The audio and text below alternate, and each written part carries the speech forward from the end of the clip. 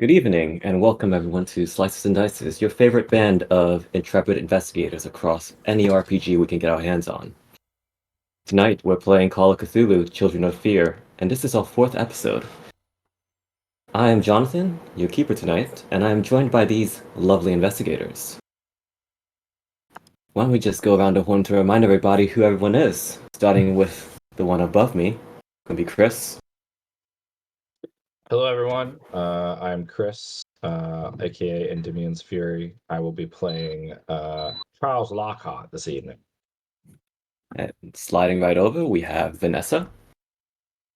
And I am Dr. Lockhart, Eleanor, Charles's wife, and an archaeologist and professor.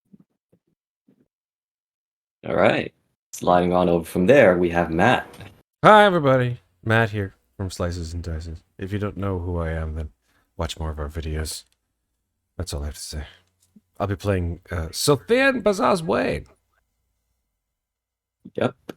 And definitely do watch our stuff. Sliding on over, we've got Sarah.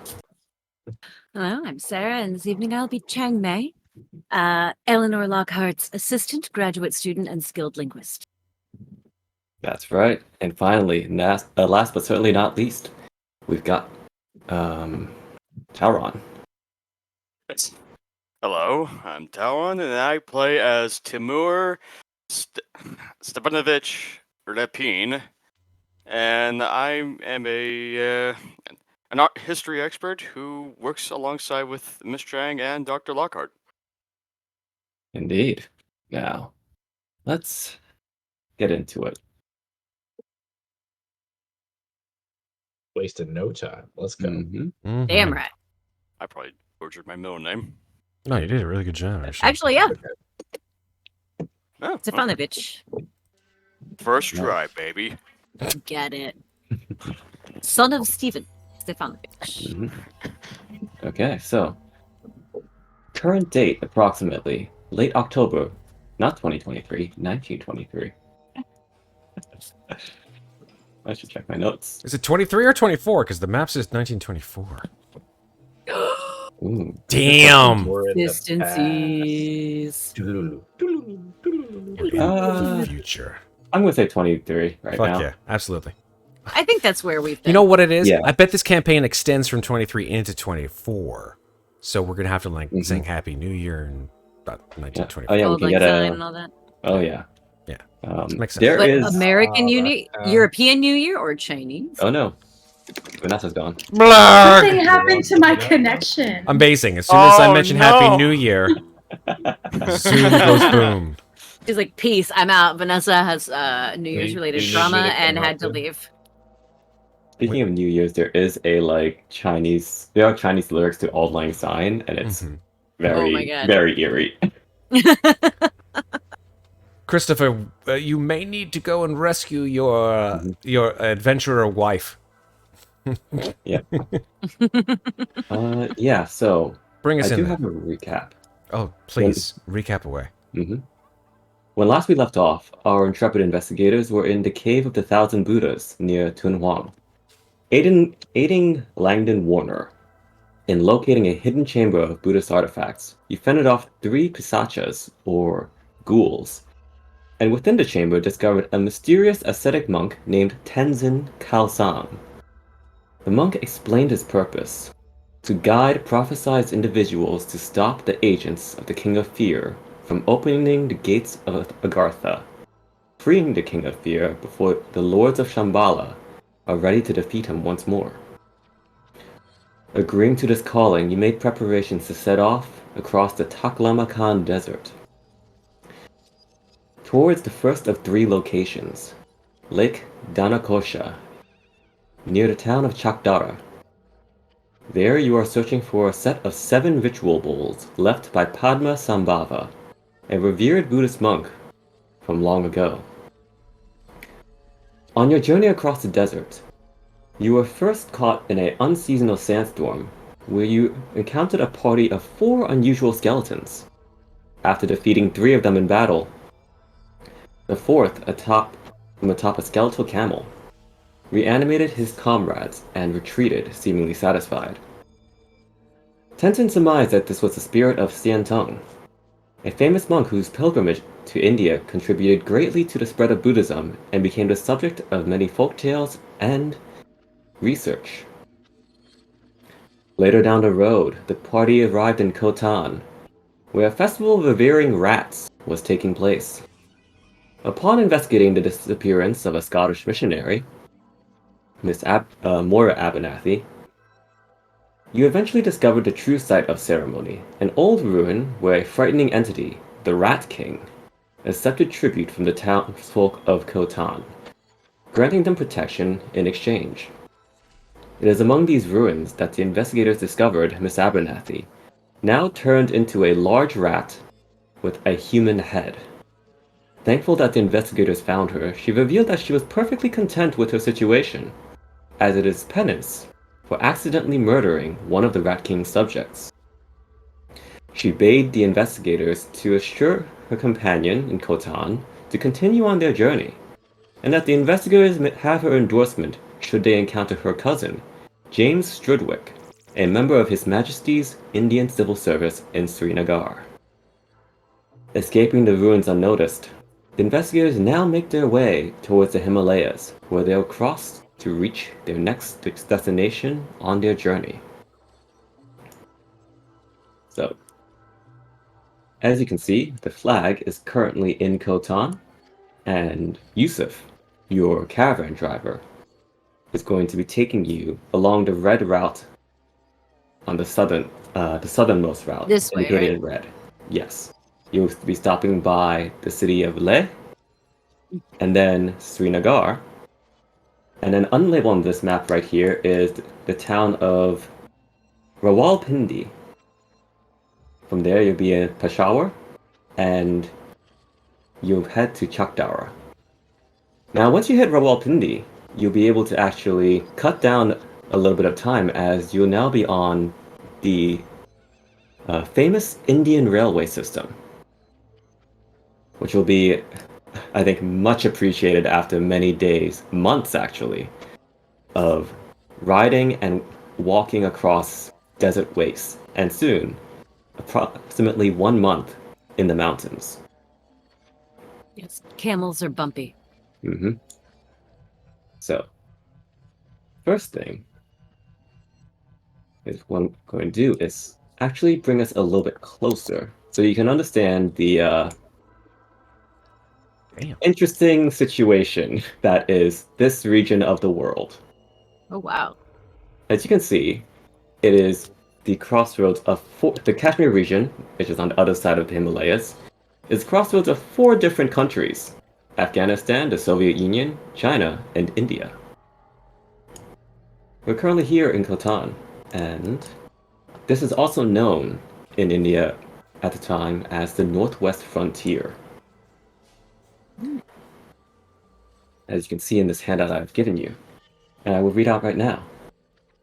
A fractious, mountainous buffer zone between the tribes of Afghanistan and the rest of British India, the Northwest Frontier region is a hodgepodge of princely states, British agencies, and provinces that have been fought over repeatedly through the millennia.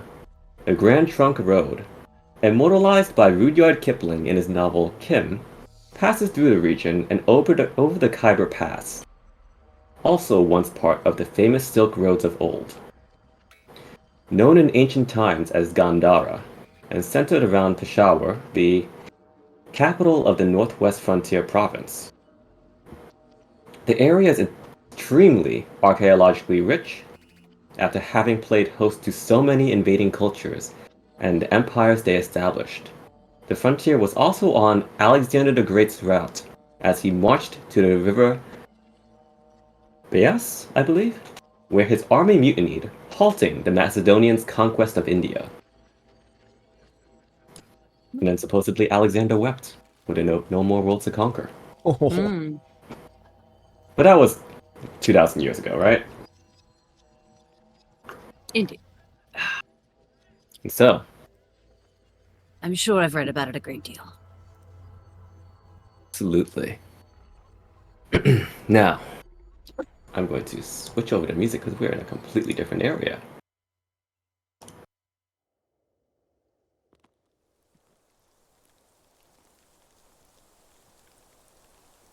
As we're making our way through, I'm going to disable the grid.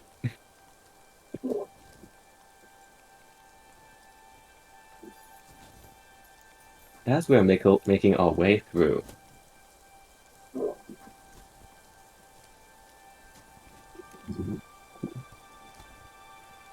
it's very snowy and very cold. And as you travel, you notice that firstly, you all are wearing cold weather gear. Oh, Vanessa has disappeared. Oh no! Again?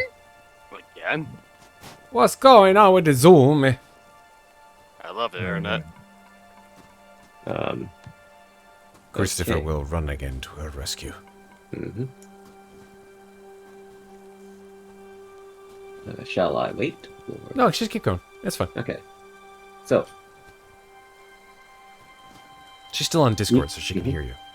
you do notice that as you're going through, you're all wearing cold weather gear, parkas and such that was purchased by Yusuf as part of a travel caravan in Khotan, as he had to supply for going through this new terrain. You do notice that Tenzin seems to not be affected by this cold from this altitude. In fact, he has not donned any additional layers of clothing, no matter how the temperature drops. All you see him do is every morning he simply sits down upon the ground and meditates. And then he is as warm and toasty as the rest of you. Every so often, when you reach the summit of a pass, you see this monk stand out towards the edge and cry, La Gyalo, Betam Chefam!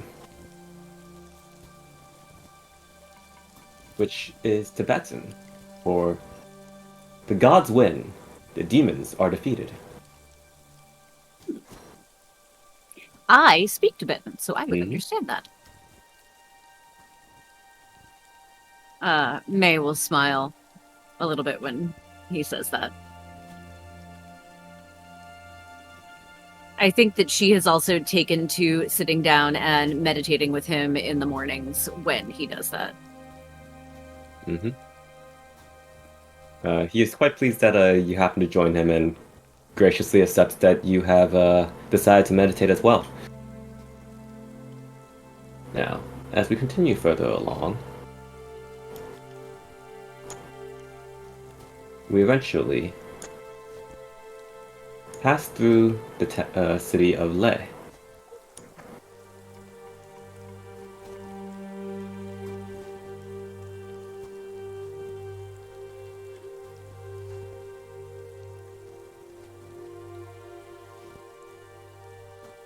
Continuing on. Definitely stop for an evening, have a nice bath. Oh yes. What's the situation in Leia like in terms of like obviously is it a modern city in Kashmir or like what's it like in this part of town, part of the world, I would say. It is rather remote, but it is indeed part of the northern frontier, and it's decently developed. It has hot water. It's got people there, and it's fairly populated. This would be considered like a city, really, based on the other villages that would be around. Gotcha. And it does indeed fall under the British Raj that rules India at this time. Okay. Just gonna move this here so I can fix something. Sure. Here we go. Okay. So, that said, oh boy. Did you That said, Yeah, go ahead. I think I think they both dropped. No, Which is fine. Just, Charles is still online. Eleanor Okay. is. I think just he walked away. stepped away to Yeah, help her to help figure her out out. what's going on. Okay. I do know it may be the music, because I do know that for one of my friends when I used to do Roll20, music and Roll20 made things Oh. weird. That it's a possibility. So I'm going to try closing off that music for now. Aw. It's good music. I liked it. They can Really, mute the really site. nice. Actually, you can if you have the opportunity to do so, you can simply right click on the browser tab and right click and say mute site, and that will mute True. mute all audio coming from that particular site. It's a little trick I learned the other day. I will continue playing the music then, and we can give Vanessa that piece of advice when she returns. You got it. At any rate, Charles and Eleanor are currently more towards the back of the group, while the ones who are closer to the front noticed that there's a part of the path that has crumbled away ahead of you.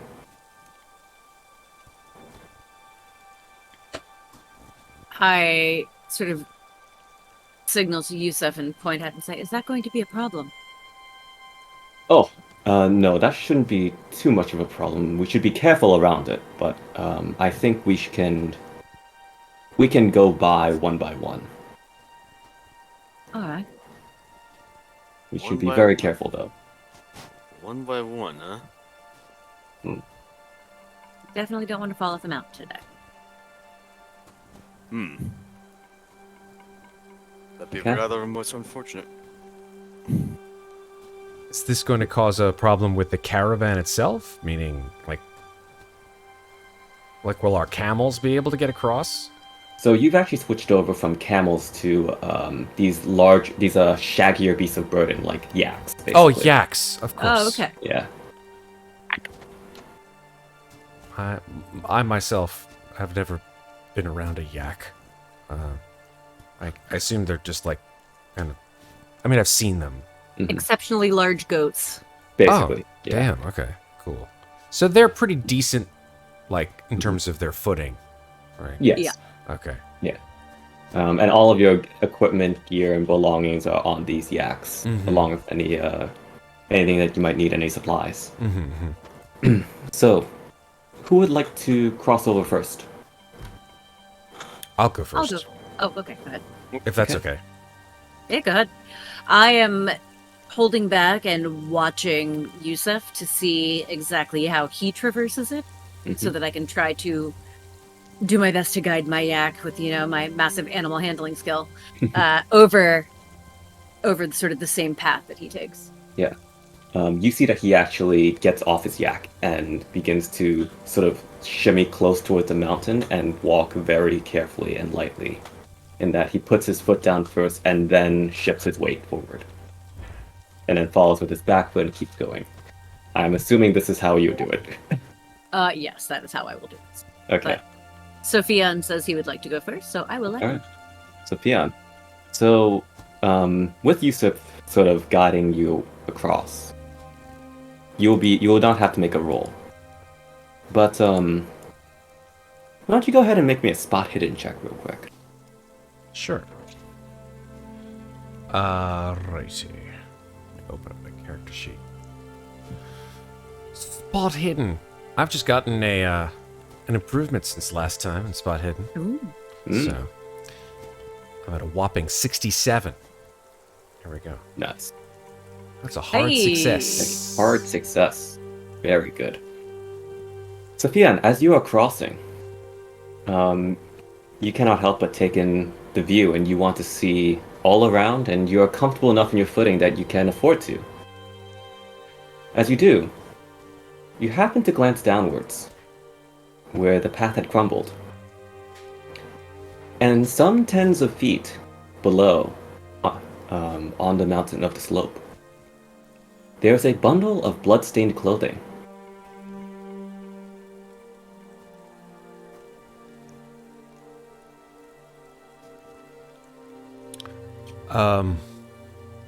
I turn to Yusuf and I say, Yusuf, I believe I spotted quite a troubling sight down there. And I point down to this bundle. And as he sort of leans over and says, as part of your success, I'm going to roll this in because I don't have a sheet for him. Mhm. He says, I think that's a person. Well, probably was. Not probably anymore. If they're down there, I would assume. I mean,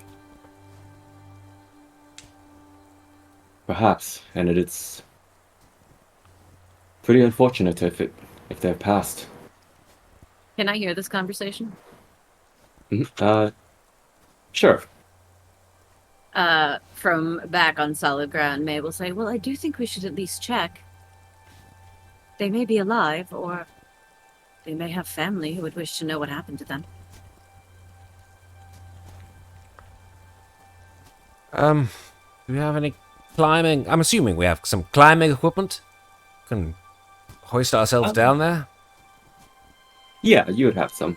Who's the most sort of apt mountain climber amongst all of us? What skill would that be? There is Sounds like actually a that's climb really- skill. Oh, jeez. Oh, yes, there is. I have a 20. Climb. I have a Where is 20. that? I have a 30. Oh, there you go. Am I the highest?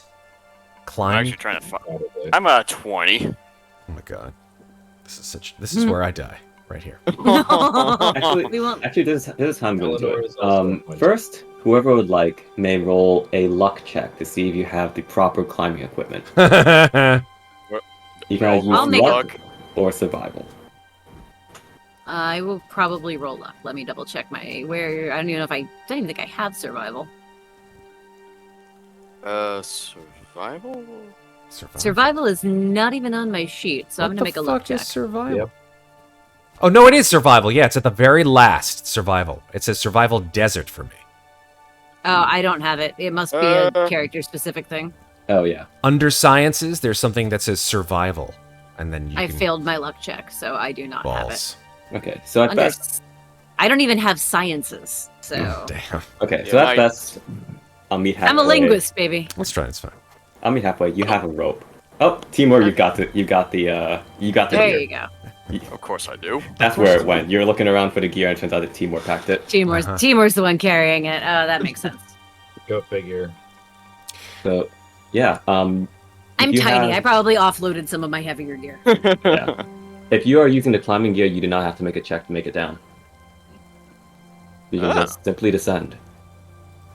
Sweet. So, Guess I never. Sorry. no, you go first. You go ahead. Then no, yeah. I guess I just started like grabbing up the equipment, making sure that the piston and other climbing gear is like securely checked. Mhm. Once I double check it, maybe even triple check, just in case. Then start making my way down. Yeah. Okay. You all watch as Timur rappels down this slope. And Timur, as you get down there, excuse me, among the bloodstained clothing, excuse me, you find a young Indian man. He is battered, bruised, bleeding, and he is clutching a leather foolscap wallet to his chest.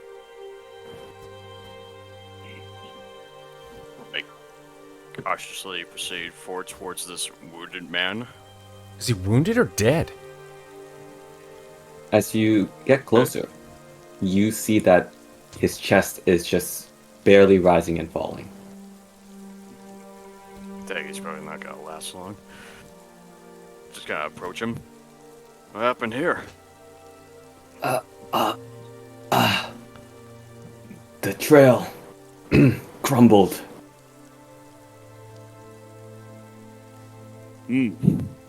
I fell. That's a nasty wound you got there. Jeez. Just gonna Oh man. Timur, what's your medicine or first aid? Is it above average? My first aid is, well, it's at 50. Oh, that's good. Yeah. Oh yeah, your first aid is above average. You can Yeah. tell that this man is pretty severely injured, but you can at least stabilize him.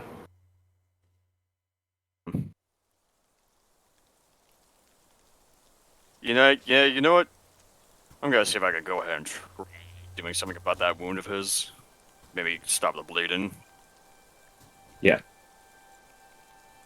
Yeah, in that case, go ahead and roll first aid.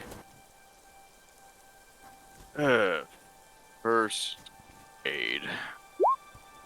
Oh, balls.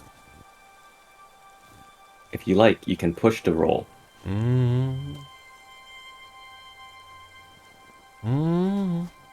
Guessing can't really use luck after pushing it, right? No, maybe? I think you've got a good chance. You can luck after pushing, I think, but I think you've got a pretty solid chance of pushing it. Then yeah, I'll try pushing it. Come on, don't be Okay. dying on me. Hey!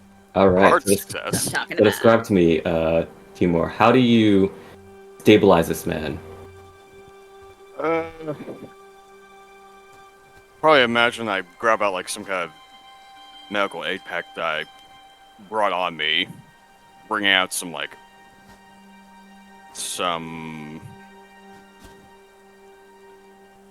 wrappings Mhm. and whatnot. Have to wrap my hand around it first. Guy need to undo his coat, and then from there try to start wrapping it around his chest area. Mm-hmm. Yeah, you do notice that there is a wound, a sort of wound in his abdomen from landing on a rock, and you also notice that his arm, one of his arms, is actually broken.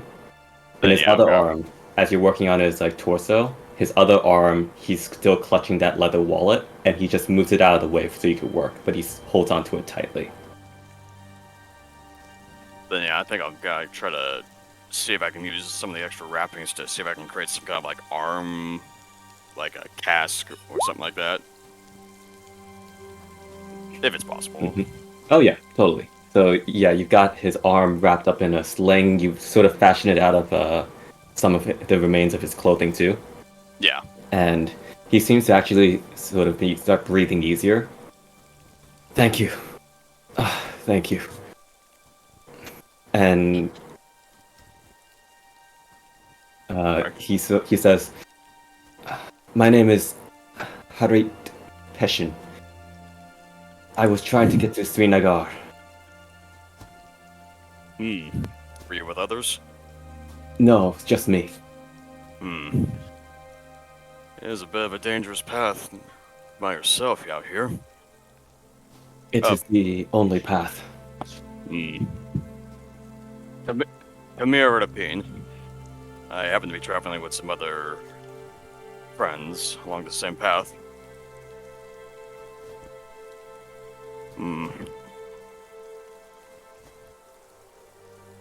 Yeah, trying to. I'm gonna looking around though. I'm trying to see if there's a other type of path to get up to where everyone else is, or if the rope is the only way back up. Looking around, it does seem that the rope is the only way back up. In fact, Harit was actually very, very fortunate that the path crumbled at this point. Because he basically landed on a second smaller ledge after tumbling down.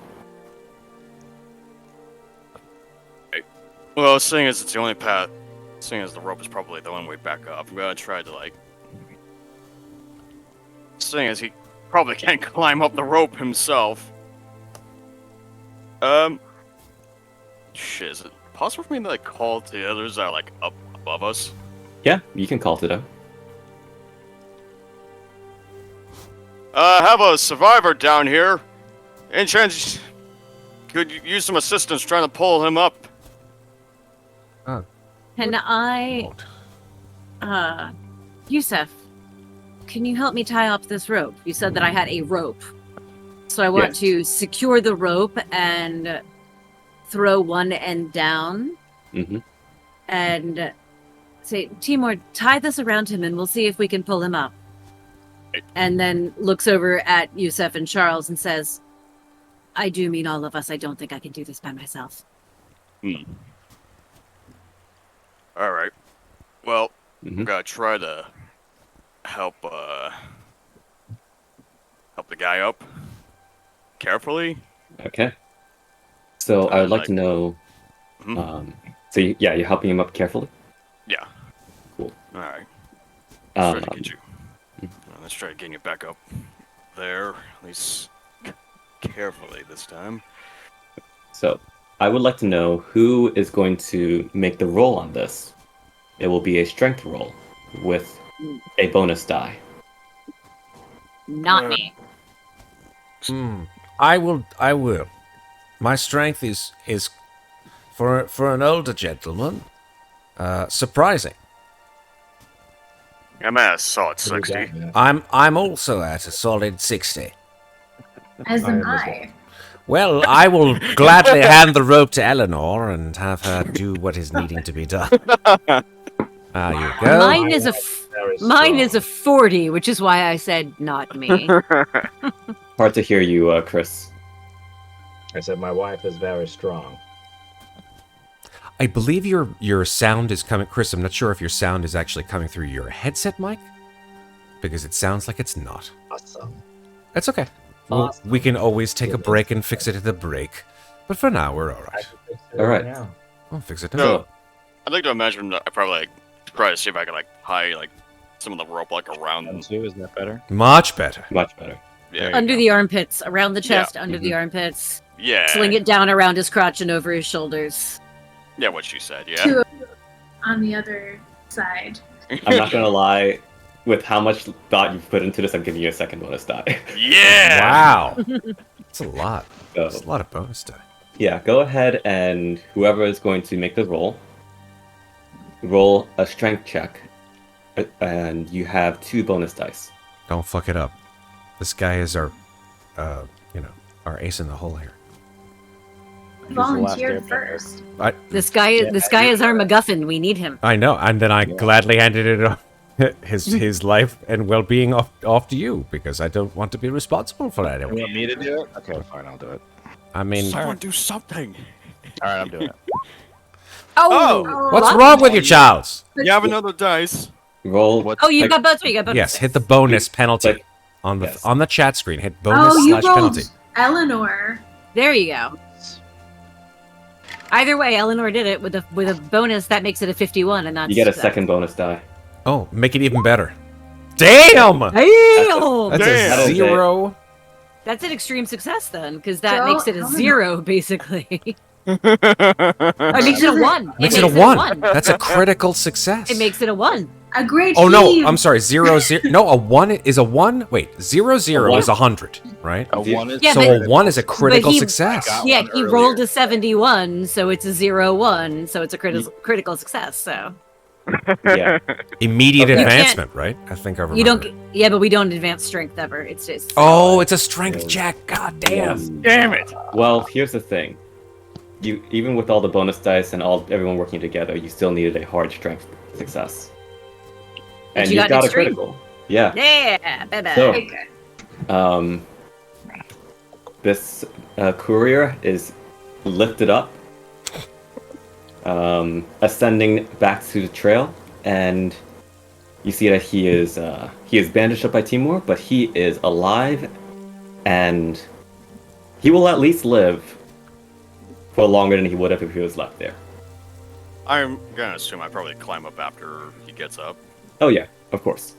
No, Timur, you stay there. There'll always be a man on the trail. New character. Now you're Timur, playing. what are you him. doing up here? Congratulations. Timur, get back Okay. down in your hole, Timur. And as he comes up, Harit says, "You have all saved my life. Just take me to the Indian Civil Service in Srinagar. Of course. But of course. Thank you. It's a regular guy. Are you going to be okay to walk? I don't think you can ride across this particular section of the trail. If I take my time, I can walk. Yes. What was it that you were bringing to Srinagar? I have a delivery message inside here What? for Mr. Strudwick. It's unfortunately it is classified. I'm sorry. Are you a member of the military service? I am a member of the Indian Civil Service. Yes. Judwick, that's... Actually, we wanted to speak to him. This is... most serendipitous. And she sort of runs her hands over, like, the mala that's under her shirt as she says that. Sofian, go ahead and roll me an education roll.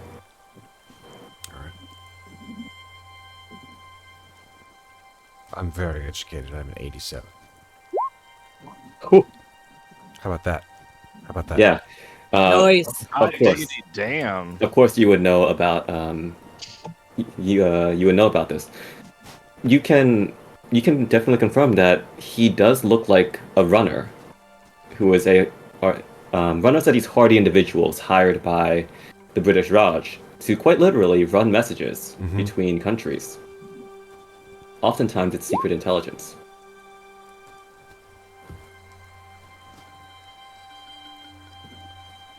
Allegedly. Allegedly. But runners are part of the Indian Civil Service. It's not a military job, right? Correct. Yes. Okay. But he said classified. Yep. Is Stridwick a man of the military service? He is He's a member of civil the service. Indian Civil Service. Indian yeah. Civil Service. Okay.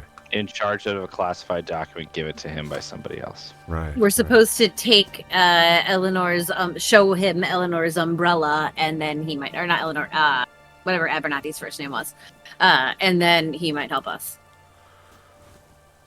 Right. Rat face chick. Got it. Yep. Well, we're on the way to Srinagar. Actually, it's my hometown. Oh, Your hometown. It is. that's wonderful. I don't believe I knew that. Oh. Sorry that never came up. Yes, I spent my youth in Srinagar. My family. Oh, good. Then you'll know your way around. Very much so. I imagine that will be quite useful.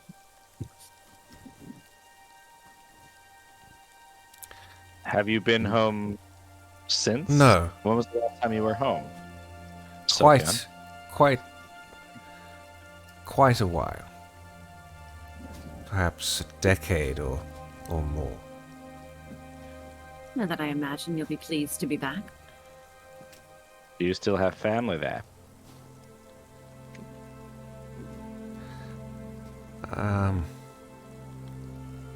Some. If this is a hard subject to talk about. No, I appreciate it. I appreciate that the thoughts of my family have not entered my head for a very long time.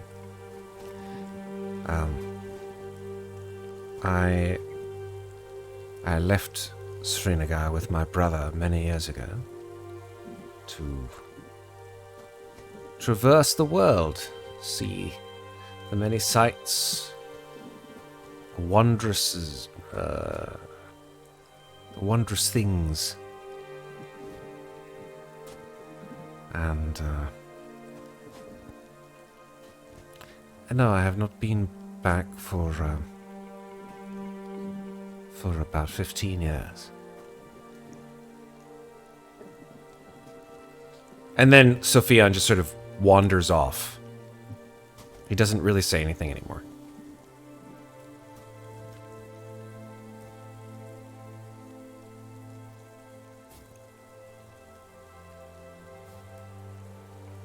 At that, Yusuf begins to walk at a caravan. You know what? I'm gonna walk out to Sofian and put my hand on his shoulder and say, "You all right there, old chap?" Oh, yes. Stiff upper lip and all that. Well, we can't all be, top marks in a Majesty's army now, can we? Of course not. We're here for you if you need anything. Oh, that's very kind. It's very kind, sir.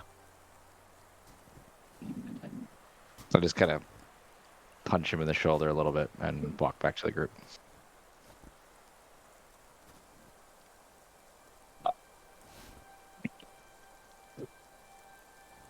Okay. Is he all right, Charles? Does he seem reticent to travel He'll be on? He'll be all right. He's a tough guy. He'll be all right. Yes. We'll all watch out for one another. You got that right. As you begin to travel on, you notice that Tenzin has actually offered his shoulder to Harit and is helping the man walk along the trail. And, I'll grab the other side. Mm-hmm. I'll grab his other side. Help. May is just sort of hovering around him to make sure he's okay, but can't really do anything physically to help, being a tiny, tiny human. Mm-hmm. And so, you travel on, and Harit is he's very polite. He is hanging on. He's still injured, but he will last until you reach Srinagar. In fact, you do. And just so you have a scale of how long you have traveled, from Tunhuang, you travel to Khotan, riding for 1.5 months. Then, from Khotan to Leh, it was 1 month on top of that, walking and riding. Then from Leh to Srinagar, 3 weeks, combination walking and riding. So in total, that is 3.5 months on the road since you left the Cave of the Thousand Buddhas. Wow. Oof. Which brings us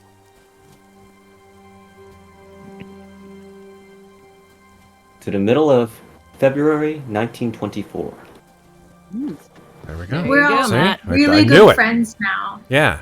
We do know each other Should very old well. acquaintance be forgot and never on to something? Fine. Old acquaintance be forgot and old lang syne. Happy 1924, everyone. I fire off my pistol into the air. God, please don't fumble. Please don't start a fucking avalanche, goddammit. Everyone take a point of stress. Oh no!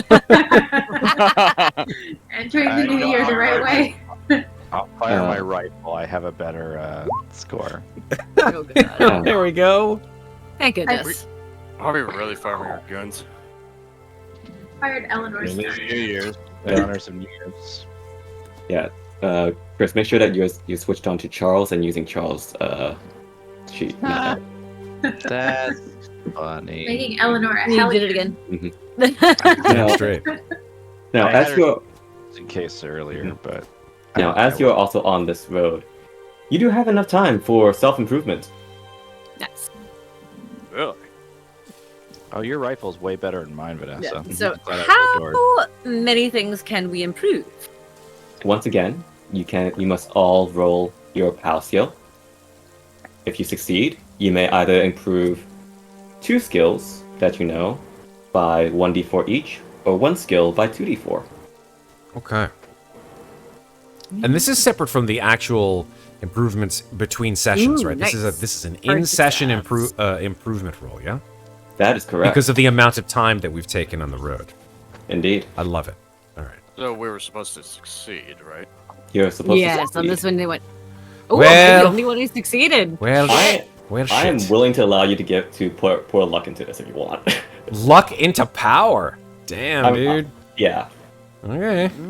I don't know if that's like rules legit, but that seems about right. You know, because it's the your pal- game, dude. Technically, you're not even actually supposed to use Because you luck on all a push failed. roll. You so. all failed by almost nothing. Yeah.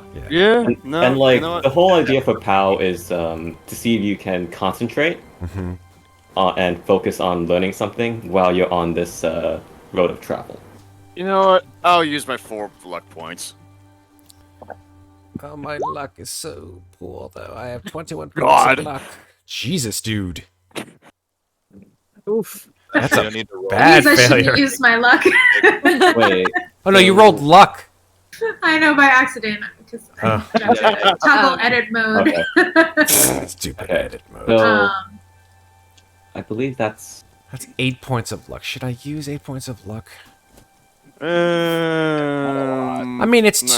2. I could get just 1 point of improvement. And I'm losing 8 points of luck. I only have Yeah. 21 points of luck. Ooh, okay. I'm going to go ahead and say I don't improve anything. And I think there's a story reason behind that. But There I'm we not go. going What to let is you. our what is our general first aid skill among this group? What's first aid? Well, my Okay, first that answers aid- that one. Yours is 50. Yours is good.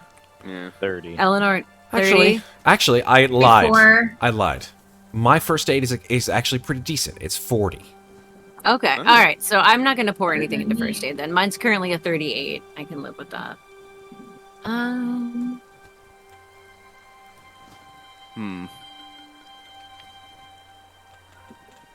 We rolled 2 skills. so you either can choose 2 skills to improve by 1d4 or 1 skill to improve by 2d4. Failed that one, so let's try. Yep. No. No improvements. You just roll a d4. You don't have it automatically. You just get happens. to you just get to do it. Yeah. Oh, okay. Yeah. That's nice. Just do it. Do it. Do it. Just do it like Nike. Just Has do it. Nike been invented yet? Probably not. Okay. Well, Think I am going to. All right. I'm going to put 1d4 into dodge. Yeah. All right. Cool. no. Another 40 years. 1964, actually. Hey, there you go. Mhm. Plus- Yeah, I think I'll work on my. And I think I'll work on my history, but also my roll. oh, it's Well- not letting me. Oh, it's just I have to do it in a weird way for dodge. That's strange, but okay. Yeah. You may have to and directly then- edit it.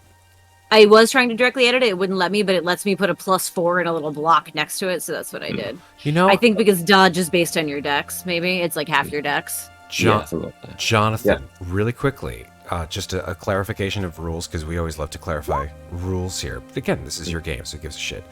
But it says luck points cannot be spent on, clearly, luck rolls, damage rolls, sanity rolls, sanity loss rolls, or a pushed roll. Criticals, fumbles, and malfunctions for firearms cannot be changed by luck. So, technically speaking, you can use luck on a power roll. So, There sure, you you're go. right. Fantastic. And then I'm gonna balance the two sides of the coin here. I'm gonna put up 1. I'm putting my other d4 into brawl, so only 1 up in brawl. Just because I keep winding up in situations where I need to use it, and I'm not great. Yeah, and if Timur's not there to punch through people's faces, Yeah, exactly. Mhm. I'm gonna step away for 2 seconds. Run up. I can still hear. loud. Okay. So that's Sarah, man. No, just kidding. I can still hear. I'm not gonna lie. I'm also just amused by mildly by Sofian just walking off, and I'm like, "You're on a mountain trail." Yeah, I just continue on the trail. Yeah. Just backwards a few steps. Yeah, just don't mind me. I'm just going to just walk He's into the secretly a wall. billy goat. He's just a doll sheep up on the side of the mountain. Yeah, You do see a few of those. Go be emo on this cliff. just going to stand here and look wistfully, broodingly out Wind swept into the wind. through your hair. Tenzin does come up to you and clap you on the shoulder I reassuringly. turn around. How the hell did you? Oh, hello. Not Just a gives big you fan of him, huh, Sofian? That's just fine. gives a nod and helps you along. Eventually, we do arrive, and in Srinagar. Now, Srinagar is the capital of the Northwest Frontier Province. It is a beautiful city, and this whole region is steeped in history, as was read out in the handout before. Itself, the city of Srinagar is known for its beautiful waterhouses, lakes, gardens, and many boats and the like.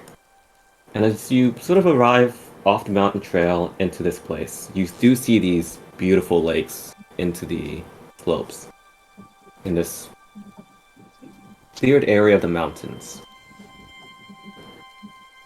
As you enter, you are greeted by two members of the military, two soldiers. They say, "Well, A good day, gentlemen. What seems to be the problem?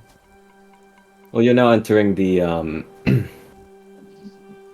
the British Raj, in British India. You have your papers? Of course. I take out my diplomatic papers. Yeah. Alright, they just look through it. Okay. Very good. Welcome to Srinagar. Thank you kindly. I will show him mine as well. Mm-hmm. By the way, I said the wrong thing. The last time I was in Srinagar was actually 1918, not 10 years ago. So it was only about 5 years ago. No, 6 years ago. Yeah, Matt. Okay. I'm just kidding. Can't count. You're an actor, not a mathematician. It's Fuck fine. no, I can't count at all. So, enough of this music. Now we get that city music.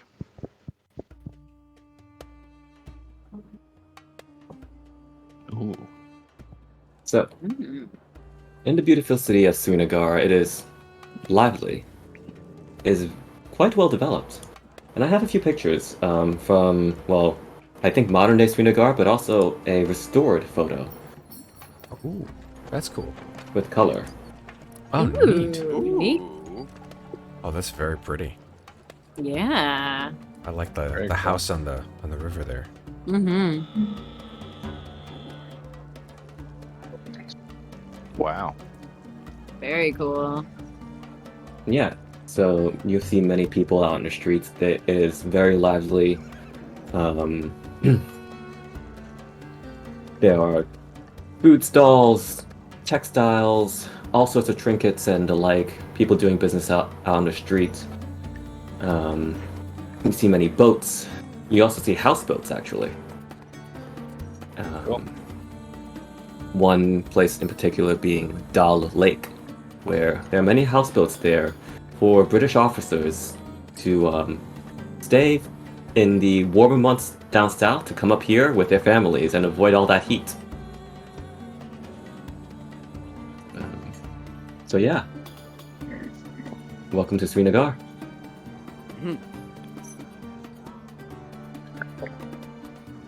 What would you all like to do? I think that you all, without any sort of knowing, you know, any idiosyncrasies of Sofian after spending months with him, I think that you probably would determine he walks a little bit more freely. He takes deeper breaths. His eyes are a little clearer. He just sort of seems. At the same time, he seems very peaceful, but at the exact same moment, he has this sort of restlessness to him. You ever see someone who wanders through a city and who may just sort of feel like they just like they don't know which way to turn, left and right, etc. Mm-hmm. That's Sofian. Did we? Okay. Yep, that's fine. I think Chris is gonna All go. good. Oh, Yeah. we lost Vanessa. That's again. fine. We'll come back. She'll come back in a second.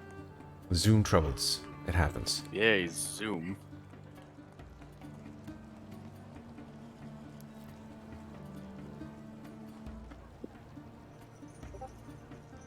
She's back. Easy peasy. Thank you so much for your patience with this. Oh, all good. I'm Don't so worry sorry. I have no idea why. Vanessa, here's the I'm thing, doing and that's this. something we noted before.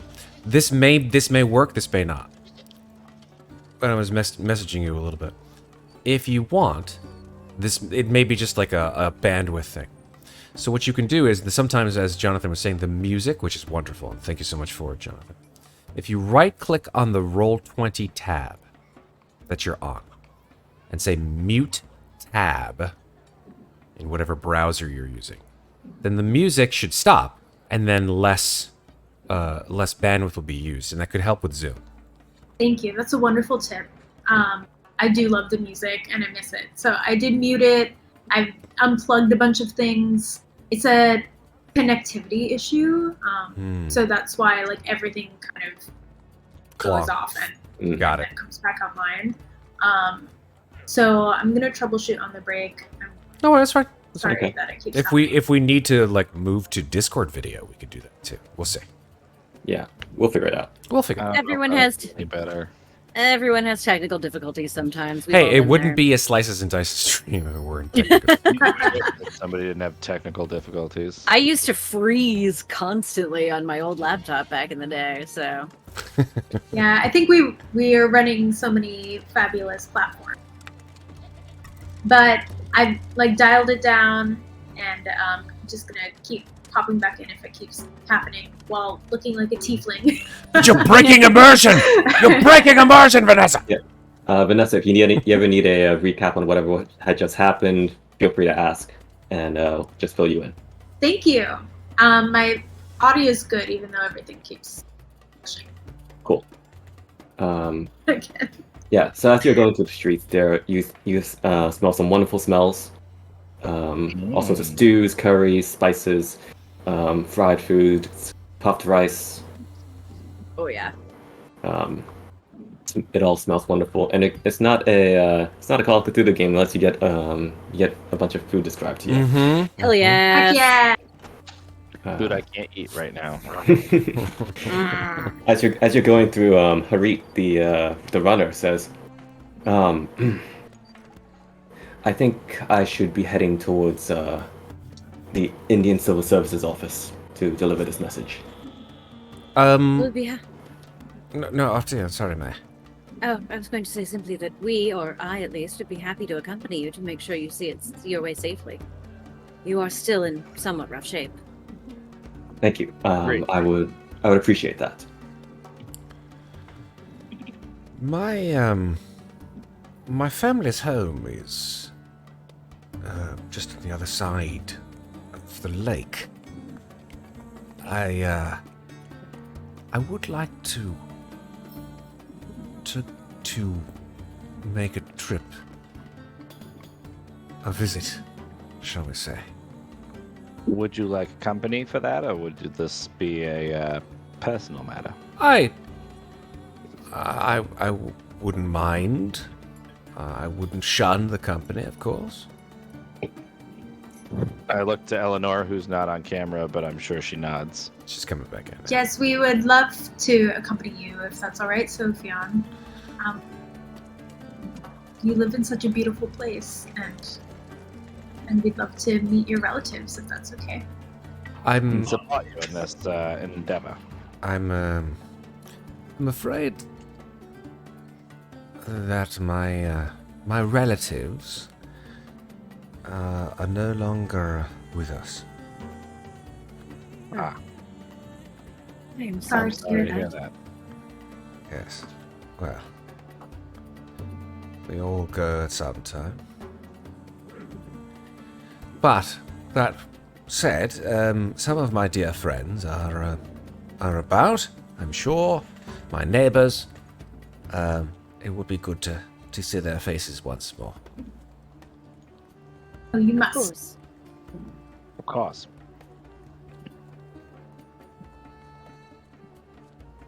What time of day is it, Jonathan? I'll say it's around midday. Okay. Sofian sort of says, as you've seen him over 3 months, he excuses himself for his prayers. He does it, the 4 times a day, I believe it's for Muslims. Sunrise, midday, afternoon, sunset. So this is the sort of the midday prayer. He sort of just excuses himself to a place sort of. I don't know if there has to be a mosque. Oh, obviously. yes. There are. I believe Srinagar has. Actually, India has the most mosques in the world. It's true, yeah. Yeah. So I would say, feel free to traverse the town. I shouldn't be long. I would like to take some time for quiet recollection and prayer. And I shall meet you in the town square, perhaps in half an hour, 45 minutes. Very good. Sounds good. All right. So as Sofian goes off, Miss Chang, I think you were heading to accompanying Harit. Yes. Dr. Lockhart and Mr. Lockhart. Timur. What would you like to do?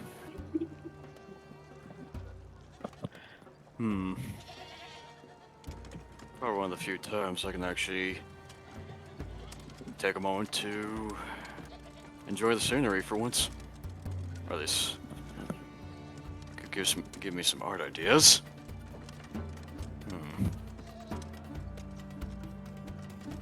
You don't suppose I can just go off on my own, if you don't mind? No one's Yes, stopping you, Tima. Give the married couple some couple time. They've been stuck Yeah. with us for like 3 months. You know what? We love you, Tima. You know what? You know what? That is a fair point. Again, We can you go two. look for accommodations if you would like to go off by yourself. It's fine. We'll go find ourselves accommodations. Right, Eleanor? Of course, Charles.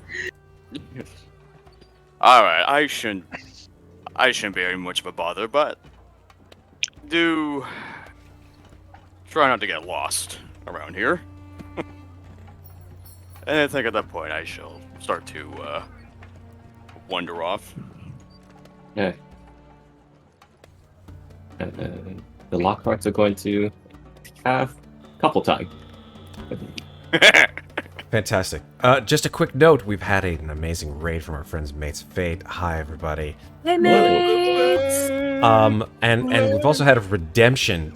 Whenever this occurs, Jonathan, if and when we have a bout of madness, Maeve has redeemed. You choose the bout of madness. Ooh. Whatever that entails. So, All right. God help Put this us. on my notes. Out of madness. And of course, the madness would be for me if indeed it happens. My sanity is so shitty, so I wouldn't be Naturally. surprised. I mean, you are the one who is the least emotionally stable at this moment in the story. or so it Sure. appears. Mister, I'm going to go be emo on a cliff. Listen. So, Yusuf has gone to his associated expedition lodging station to get supplies, give his men rest, and so on and so forth. So that's everyone. That's not everyone accounted for. Demyan walks off. He goes finds a. Bye. He seeing everyone else going up in the directions. He goes and explores the street stalls and everything like that, observing the food and books, and finds a bookstore. Rex. Nice. Okay, so, Miss Chang, eventually you do arrive with Harit at this at the Indian Civil Services office.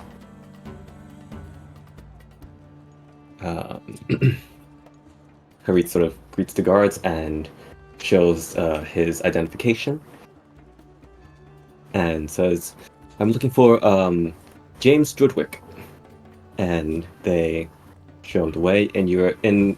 It's like you see this British European style building set among very clearly like Kashmir style structures, and you kind of just see this all throughout scattered elements of European architecture, Gothic architecture, tossed in among Central Asian, Indian style of all sorts of different buildings that have sort of been built upon or built next to for thousands of years. Mm-hmm. May is just sort of taking it all in and quietly accompanying. His name just left my brain completely. Harit, to make sure that he's, not going to fall down on the way. Yeah. So you're shown to an office, and there's a man there. You see a nameplate, James Strudwick, and he says, good morning. Well, afternoon.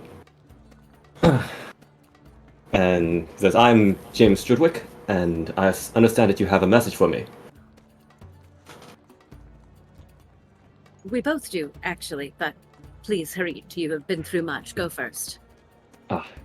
Thank you. I've delivered this from Lei, and hands over the wallet, and Mr. Strudwick opens it, takes a look at it, and says, "Thank you. You will be take some rest, Harit."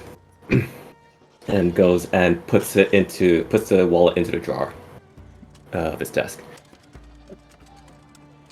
You can go now, Harit, and you know where the quarters are. The quartermaster will take care of you. With that, Harit simply leaves, and May sorts of pats him on the shoulder as he goes and says, she goes and, pats him on the shoulder as he goes, and she says, "I hope your wounds heal quickly. Godspeed to you." just gives a nod and smile, and he leaves.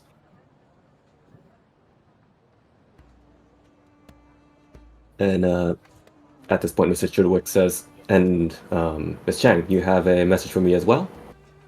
Yes, it's very strange that we ran into your man on the road, but the world works in mysterious ways. I happened to encounter your cousin on my travels, and she pulls out the umbrella, which she has had with her, and says she's doing well and has chosen to remain in what was the name of that town? Khotan. What was it? Botan? Khotan. Khotan. Yeah. She's doing quite well. She's chosen to remain in Khotan, feels that she can be of use to the people there, but told me that I should seek you out and let you know that she is doing well, and not to let you know that we are traveling through the region, and any advice or assistance you may have to offer would be much appreciated. He takes the umbrella. Yes, this is Moira's. She does that. I think that's why she became a missionary. Well, anyway, you've met Moira, and well, that means that you're a friend. He goes and puts the umbrella onto his desk. Where are you traveling in the region? We're currently making our way down to... I had to look at the map, sorry. We're en route to Rawalpindi. Forgive me, my English is not terribly strong. From where we will travel by train to Peshawar and then Chakdara. I am with a group of researchers. Currently, and sorry, I'm trying to pull up my notes and look at the map at the same time. currently en route to Chakdara in search of some artifacts at Lake Danakosha. Ah, I see. Well, you won't be alone. This is a very, very popular archaeological site. Well, down there at least, in the Swat Valley. And, I think you should be alright there. There's much tourism that happens in this region now. It's quite popular to travel here. Nonetheless, do be careful. Keep an eye on your pockets. And the weather has been strange. Strange, how so? Unseasonal storms. We've had word of roads collapsing. Have to find new routes or repair them. It's been difficult, but we've been, making the way through and keeping everything running for Her Majesty. Of course, there was, in fact, a collapse on the road on our way here. That's where we found Harit. He had fallen when the trail collapsed. Fortunately, he fell, or it collapsed where there was a ledge to catch him, or you may have never received your message. Are there any collapses in our route that we should be worried about? No, I don't believe so. We have more people coming through from Rawalpindi more often than from Leh. That's good to know. Well, I do thank you very much for the information and your assistance. Strange weather thing, is that ever happened in this region before?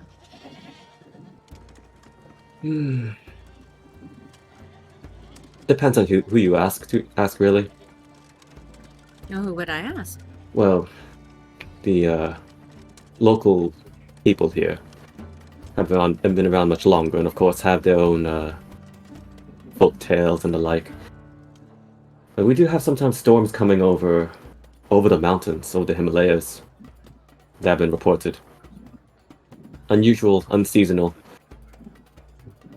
If you happen to be caught in one, try to hunker down and, well, keep your wits about while it passes. Indeed. Are there any local historians I could speak to on the matter?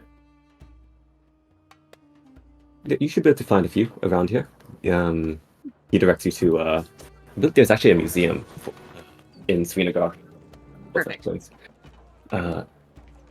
Miss Chang, how do you and your party plan on leaving the Raj? Oh, sorry, continue. Sorry, excuse me. You first. Oh, well, we do have a guide. He has been making the majority of the travel arrangements. I myself am not familiar with the region. It's my first time here. Why do you ask? Well, if you come back this way, of course you can stop by my office and I will see you through. But if you do plan on leaving India from another point, be sure you have your paperwork. And even then, it is still dangerous, whether it be bandits or any other vicious animal or creature or the like. That is somewhat troubling. Thank you for the information. In fact, let me... He goes and pulls out a paper and begins to write. Let me help with that process right now. At least you'll have my endorsement. And this should get you at least some leeway when you're trying to get papers out of the country. I thank you very much for your assistance in this matter. Yep. He hands you the paper with a smile and says, of course, safe travels and welcome to India. Thank you very much. I hope you pass a pleasant afternoon, and I hope we see each other again. And with that, Ms. Chang, you exit out of the Indian Civil Services building. Meanwhile, who shall we do next? Sofian. I don't think much happens with you, I believe. I mean, I spend time in the mosque, praying and meditating and coming back to a place that is full of nostalgia and feelings of comfort. The smells, the sights, the sounds of this place in general are just... It's like being in a warm blanket. But there's always that tension in the pit of my stomach of heading home. A place which I feel torn about, honestly. Revisiting. So it's like you try to... You know you have to go back, but you try to stall. You try to make as many decisions not to go that you possibly can. You know, you see a shop window and sort of go into the shop and start carrying a conversation on with one of the shopkeepers in Hindustani, or walk across the street and buy a small snack and stand there remarking at the taste and the smell of it. And then realizing, of course, that it's been about an hour. And I said that I would be back in Town Square in about 45 minutes, so I've sort of gone a bit long. Maybe about 15-20 minutes extra that I probably shouldn't have. And realize, of course, that I am not alone here. This is a group effort. And I did say that I would want company. So... As you are in the mosque, and you're having these introspections and thoughts, you did mention there was sort of a moment of calmness and resolution in a sense, right? Yeah. As you are there and in prayer, you had the strangest feeling of something familiar beside you. Someone familiar beside you. In prayer, it's an open area, right? Everybody has their mats, and everybody is kneeling, and everyone. So there's no pews, there's none of that in prayer in a mosque. So in between calls to prayer, you're able to come down from this, come up from this prayer position, and sort of come up into a kneeling position. You're supposed to sort of stay focused on yourself. You're not really supposed to make contact or even converse with anyone else. It's a very personal event. But as I come up from praying after the third call, I just glance to the area to my right where I have that weird feeling. Just a glance. The face is so familiar. You haven't seen it in so many years.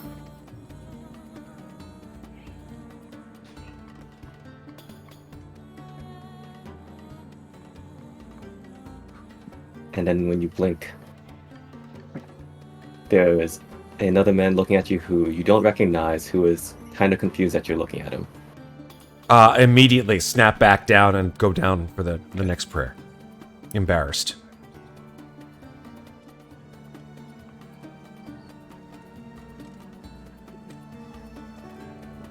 He returns as well to his prayer, but for just a moment, you felt like you were there again with them.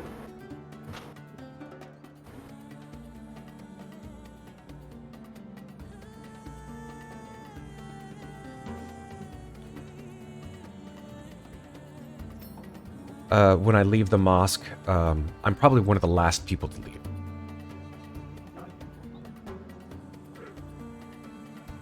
And I just sort of look at this open space. Because everyone has taken their mats with them. Put them away. Mhm. And I just sort of look up at the vaulted ceiling of the mosque, and I look at all the religious paraphernalia. And almost to myself in Hindustani, I'm saying, "Where are you?"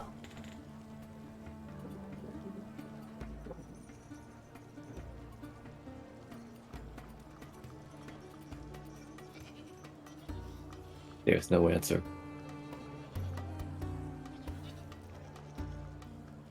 He knows what he has to do. I know what I have to do. But it's a difficult thing. Mhm. So that's why he takes perhaps too much time coming back to the town square to meet Eleanor and Charles. Indeed. Meanwhile. Good, you're back. Timur, Sorry. where did you go Yeah. off to? Oh, I suspected as I was here, hearing about some particular rumors. I go around, looking around the scenery, but I'm also looking around for a particular someone. Mm-hmm. You know what? Try to see if I can look around for some friends. See if they know where he is. Yeah. Let's see. What can I have you? Can I have you roll for that to get an idea? I feel like there should be a roll friends thing.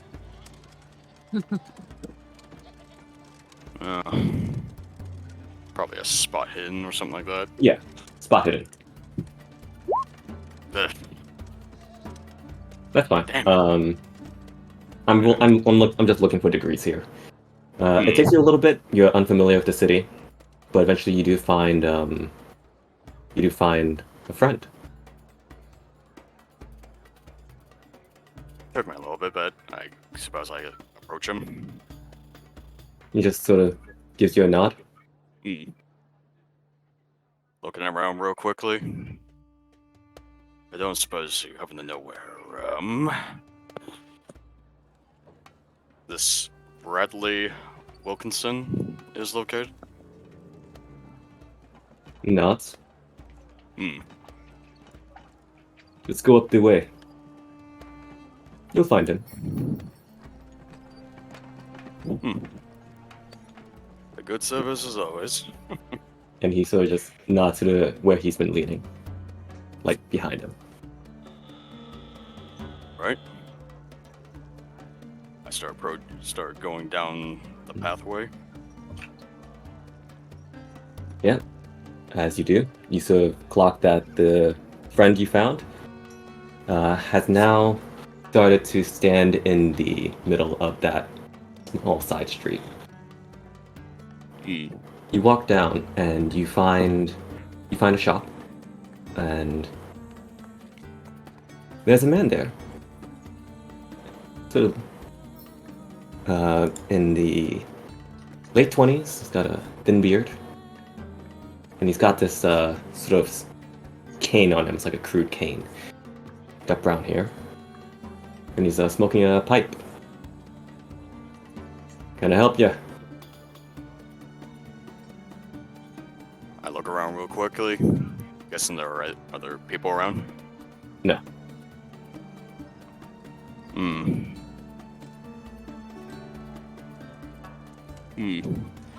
Interesting shop you have around here.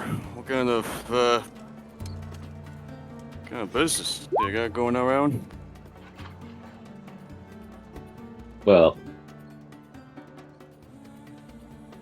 don't you know, friend, the big business here is textiles, cloths, all sorts of colors. Open a box, open up a crate, and you don't know what you get. Well, you should know, but it's always a beautiful surprise. I see. And, you know what? I'm gonna at least grab a hold of these cloths. Probably very soft on the fabric, right? Mhm. Get a feel for it. You know what? I approach him with the fabric. I'm also gonna secretly,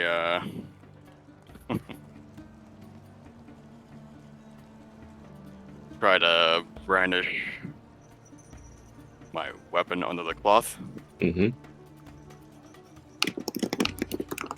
and approach him. If I may ask, how much for this? And, gonna whisper to him, leaning forward. Mm-hmm. I know exactly why you're here. And I don't mean to cause any trouble whatsoever. You have a good life. But I am gonna have to ask you to come with me.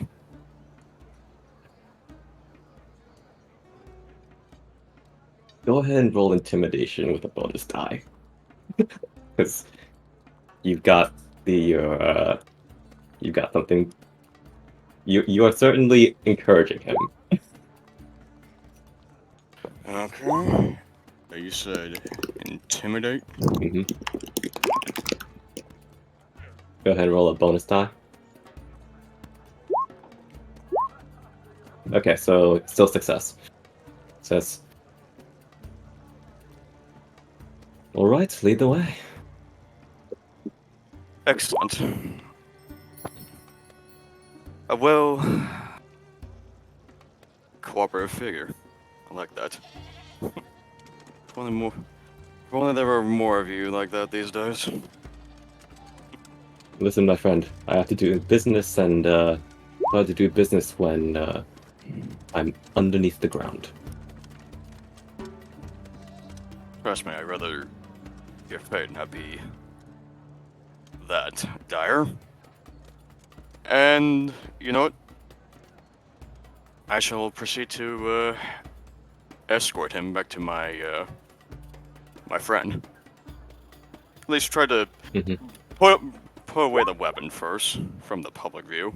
Yeah, of course.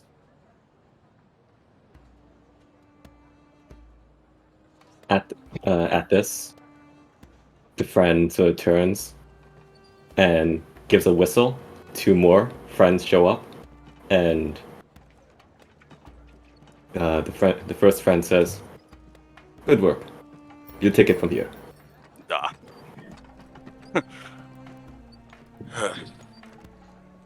Pleasure, as always. And I think at that point I'm just gonna proceed about my day with a whistle. Okay. Interesting. At least whenever I find my friends, of course. Wherever they are. Yes. Charles and Eleanor, what are you up to? Sorry, we were just so like intrigued. Vanessa, Chris, Sarah, and I were like, "What the fuck is happening? What is going on?"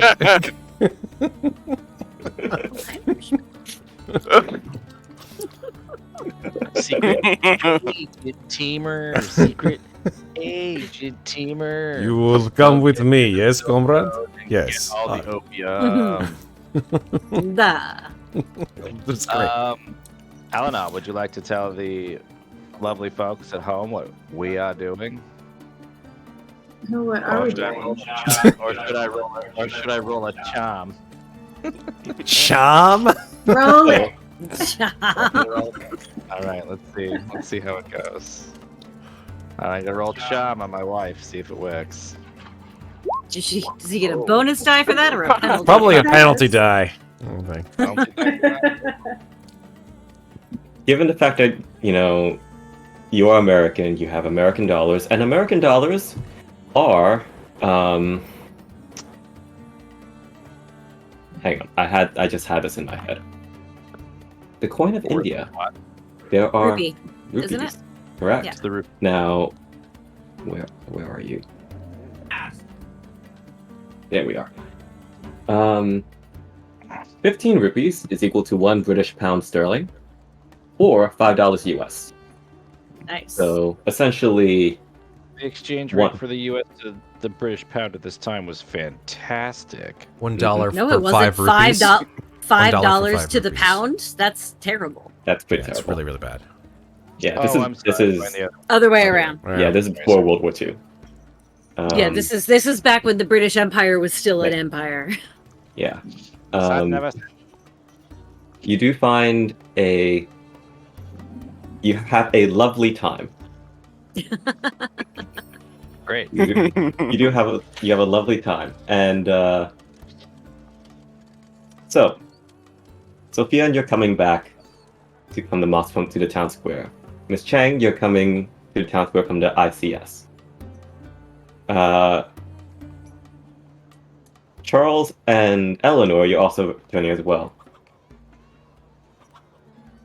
You all notice as a sort of party, like a group, a celebration, with it's actually a wedding.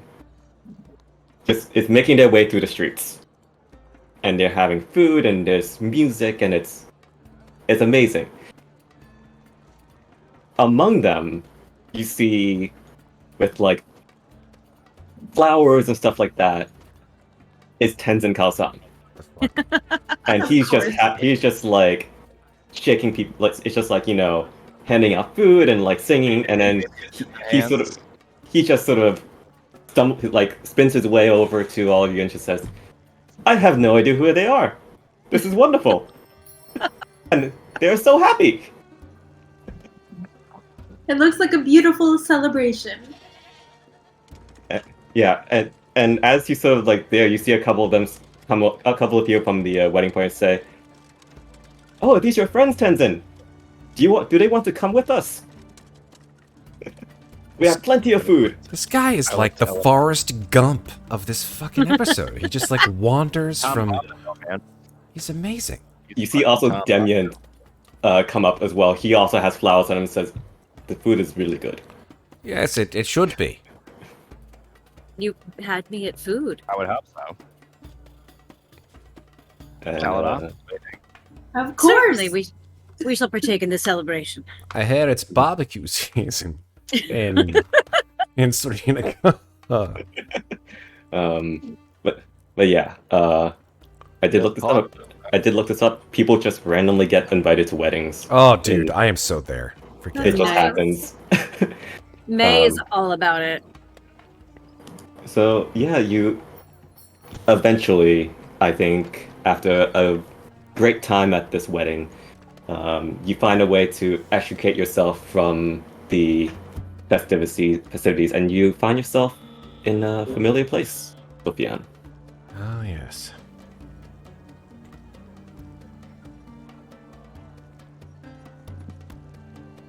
What place is that, Jonathan?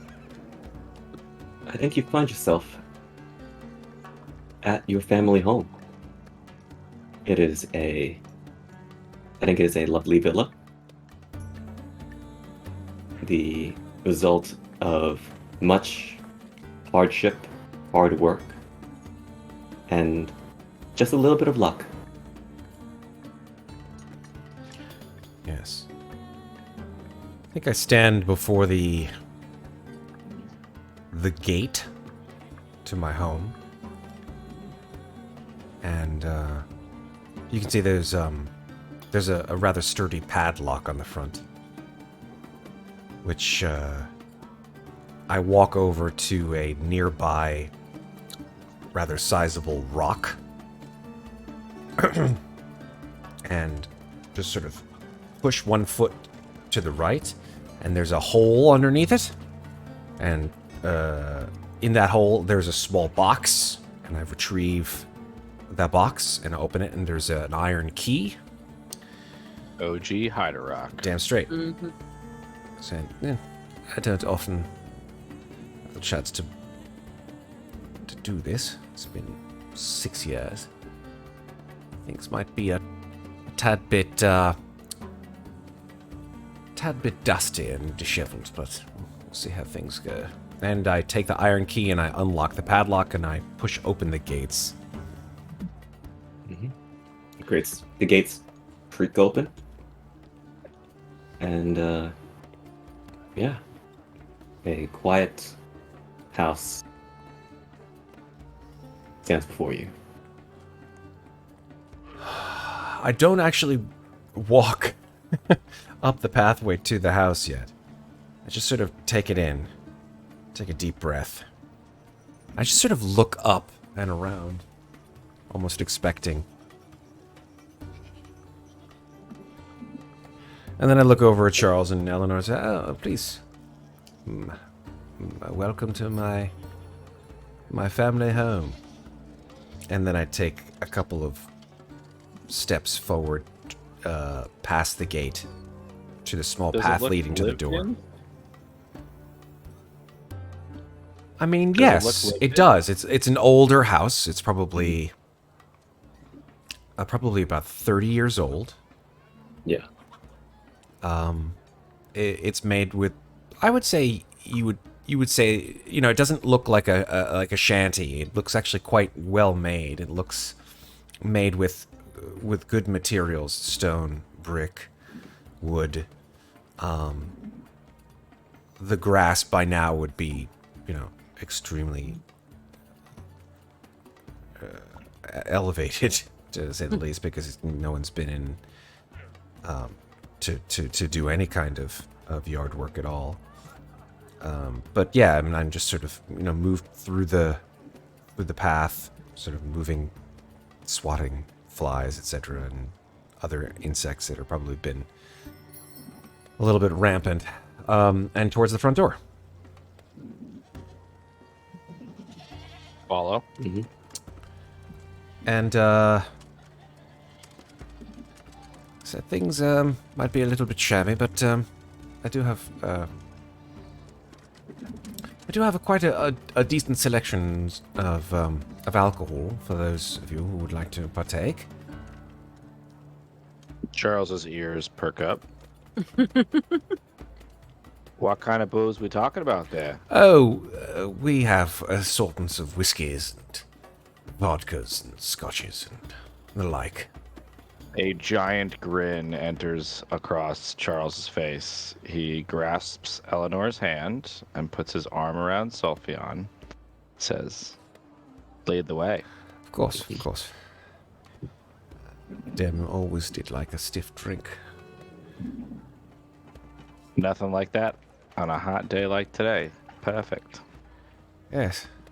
May is following quietly, like 5 feet behind, probably. Oh, I forgot May was with us. I'm so sorry. You're right. That's okay. We're all with you, I believe, because we were all at the wedding. Oh, I right. assumed Yeah. I assumed we all wound up here. That's true. Y'all got Katamari ball. Fantastic. Yeah. Tenzin, Timur as well. He's away from his By whatever the Side hell hustle. just happened. Yeah. Cool. I assume Demian is with us. Like Demian and Tenzin are both with us as well. Yes. I open the door. I would assume that you would see. It's not a mansion, right? It's it's like a 2-story house, stone floors, windows, and sort of large wooden doors in the back with large windows inset that showcase the lake. Not too far from the house. There's a back plot of land behind the house. And you see Sofian open the door, usher you all in. Say, "Do mind the dust. Do apologize." Looks up at the ceiling, make sure there's no holes in the ceiling. There's nothing wrong with the house itself, considering there are storms and all that jazz still happening in the area. That's a good question. That's a good question, Sofian. Would you have had someone sort of keep an eye on the house while you were gone? That's a really good question. I think maybe the neighbors would probably they wouldn't. They clearly wouldn't come in and sweep up or anything like that. Right. But they would, if there were problems with the house, they would come by and probably alert the authorities or send word to me in Delhi that there was a problem with the house. And second question, would you think that Sofian's house would be more of the traditional style or a more European style? I think it's a mix, actually. I think it's a mix of the two. I think there's some British influence, British, 19th century architecture. Perhaps there's a little spruce of Victorian architecture in there. Stone columns, perhaps. But then, yes, of course, very heavily influenced by traditional Indian, and specifically, Kashmiri architecture, very much so. And I think on the walls there are, influences, if not direct significances of Muslim decorations as well. Mm-hmm. Yeah. So I said, please my house is your house. Please feel free to wander. This is my childhood home. Well, not childhood, but my original childhood home is no longer. My family built this place. Spent many long years here. Thank you. If you wouldn't mind, I do apologize. Charles and Eleanor, over here. And he walks to sort of the eastern side of the house, where there's a beautiful dining room / kitchen area. Table is a sort of an oak or mahogany, perhaps. The smell of mahogany just permeates the room. Kitchen area, which is all tile and stone. No refrigeration of any kind. It's all cured, and probably I don't know if there would be if we would have any kind of freezers or anything like that. There's electricity. An ice box. Yeah, there would probably be an ice box. There's probably no ice. But there's no ice. I mean, the last time was 6 years ago, so there's no food at all. There's probably like a pantry with dried meats and So you're saying that the house smells of rich mahogany and leather-bound. Mahogany. Yes. But most importantly, Sofian opens a side door within the dining room, and he just sort of slides it across, and there is lined up neatly a variety of early 20th century brands, mostly American, but some British, Gordon's Gin, etc., of alcohol. I peruse. Bombay Sapphire, perhaps. Mm-hmm. I don't know if that was, well, I'll do a lookup. Whatever. Yeah. Something akin. Most alcohol brands were definitely predating the 20th century. Yes. I would also ask Sofian, would there be a dark room in this house? That is a very good point. I think the dark room would probably be either on the first floor, perhaps, or even in the basement. Yeah. Well, probably the basement, and also there may be several photographs around. Yeah, they're probably coated with dust by this point, but there would be photographs. Yeah. And distinguishments. Yeah, perhaps some framed on the walls. From the Asiatic Society? Yes. So that's actually probably what May would be looking at while Charles is raiding the liquor cabinet. Is just kind of looking around at the decor, maybe dusts off a few photos, blows the dust off to take a look. Yeah, you would probably see a faded photograph of two young men. One younger by far than the other. But the older of the two is almost immediately recognized as Sofian. It's Sofian. Yeah, Sofian looks good for someone in his 50s, but you see him. He's perhaps 20 pounds lighter. He's got sort of rounded shoulders. He's wearing a variety of photography material on his back.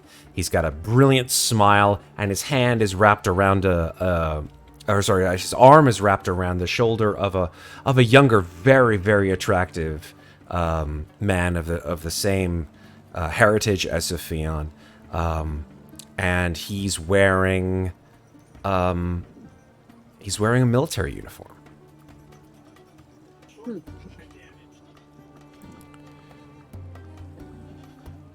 She just sort of takes it in but doesn't say anything. Yep.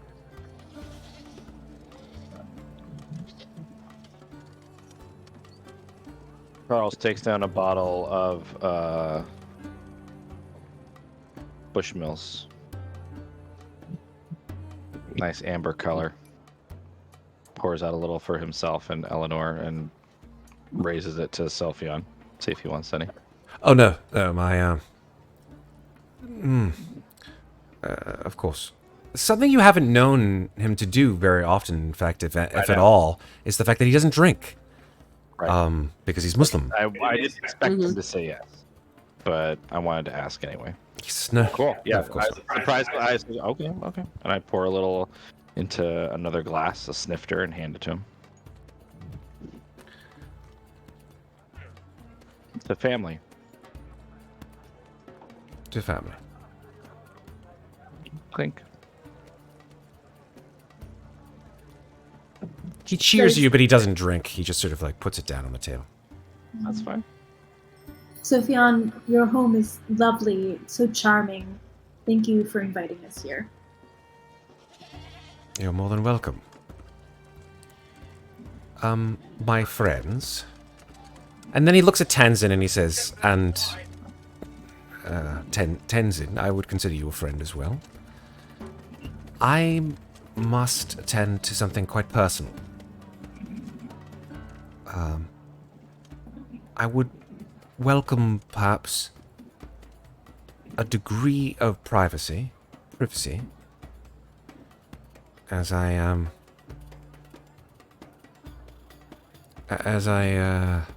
and he just, like, he runs out of words.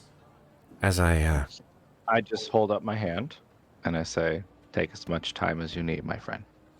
Of course, this is your home. Is there an area that we can stay within to give you what you need? Yes, of course. I mean, the study, the living room, more than welcome to take whatever rest you'd like.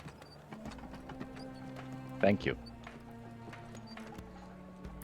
And then Sofian sort of bows and steps back towards the back of the main house where the sort of French doors are that go out towards the small plot of land that separates the house from the lake.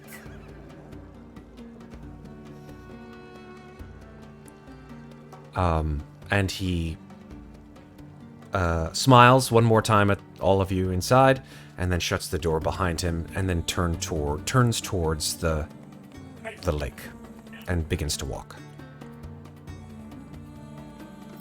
Mei, who also generally doesn't drink, is still riding on the celebratory high from the wedding and picks up the glass that Sofian did not drink and takes it with her into the study and just starts going through all the books to see what's there. I would say that there's a lot of books on Indian and Chinese culture. Most, if not all, written by British luminaries and adventurers. And certainly not, unfortunately, by people of that culture. You see some works by some American philanthropists and adventurers as well. Some dating from the late 19th century. a couple of works of fiction, perhaps the works of Robert Louis Stevenson, Treasure Island and the like, well-worn adventure stories. There is a military field manual as well. That's bound, but the pages are yellowed. And then there are books on photography. Many books on all kinds of photography. Landscape photography and portrait photography and nature photography and just dozens of them. I think after having taken stock of what's there, she picks up Treasure Island and curls up in a chair with this glass of whiskey that she may or may not actually drink. I think she does, but it is just reading Treasure Island quietly in a corner, practicing her English.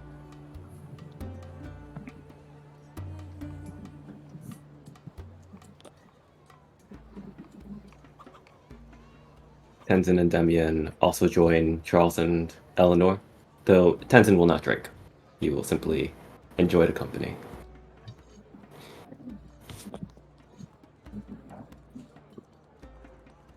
Ollie has a very nice home here. A gorgeous view of the lake. Picturesque. Peaceful. Why would someone ever want to leave a place like this? We all have a taste for adventure. True.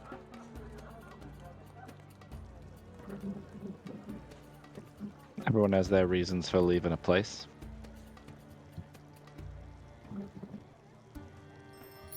And so, Sofian, step by step, you eventually find yourself there. It's very hard. I haven't been here in 6 years. And the wind is somewhat chilly. I look up at the sky. There's sort of a combination of gray and white clouds all sort of mixing together, and I'm wondering, is there a storm coming? Is it going to rain soon? I just realize it's a distraction. It's just I have to just get there. And so I walk down the pathway from the house to a small, overgrown, grassy knoll. And there is a marker in stone, which I walk towards and clear the grass away from it. Clear the dust and the debris off the marker. And look down at the name on the stone, written in, I would assume it would probably be Sanskrit? Probably. Sanskrit or maybe Pashto. Pashto, yeah. And it says, Adem Bazaz-Wain. 1889 to 1918.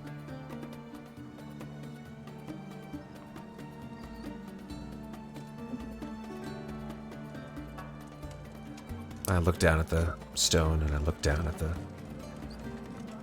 the space. I say, hello, brother. It's been a while.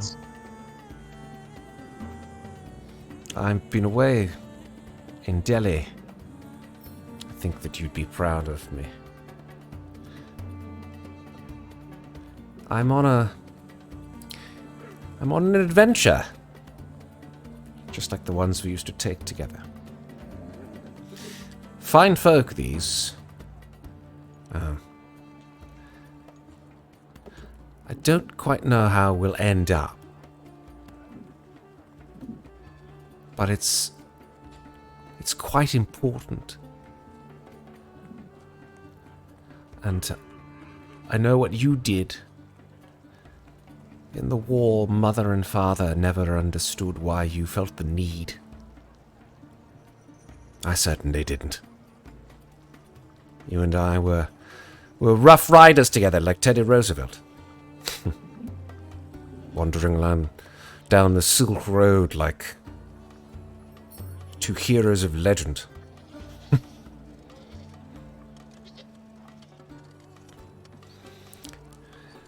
But when you went off to war,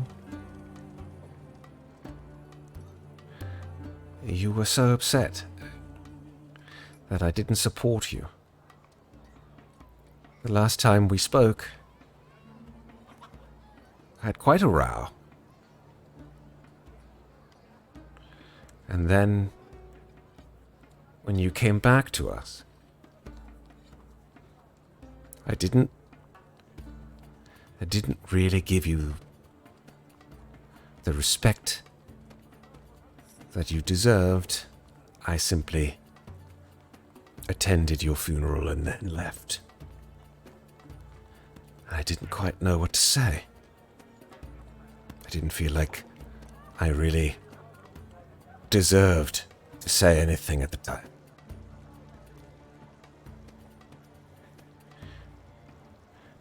But I think I do now. And that is, I am so very proud of you.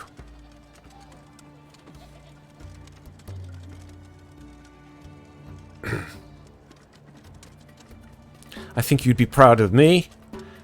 I and my friends are on a mission to save the world, or so this chap says.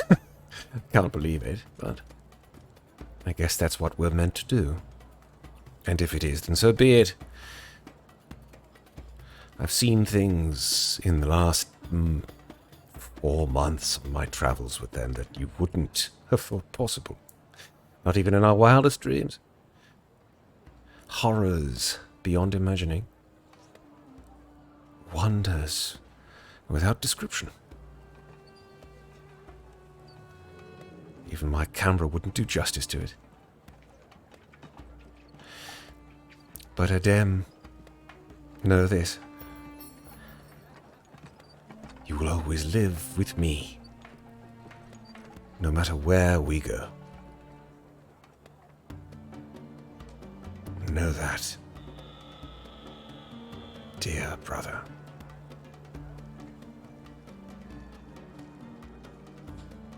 He takes a handkerchief from the inside of his pocket and he sort of dabs briefly under each eye.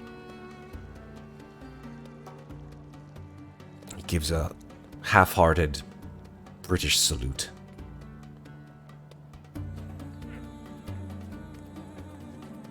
And then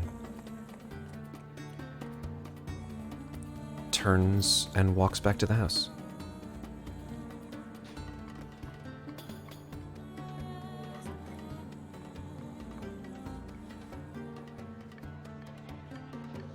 As you walk back,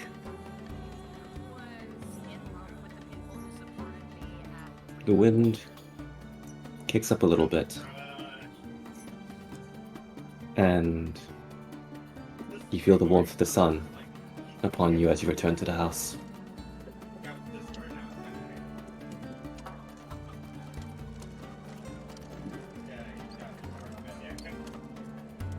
He makes an impressive figure with the lake behind him and the wind catching his clothes and his hair. eventually you do hear the door as Sofian returns.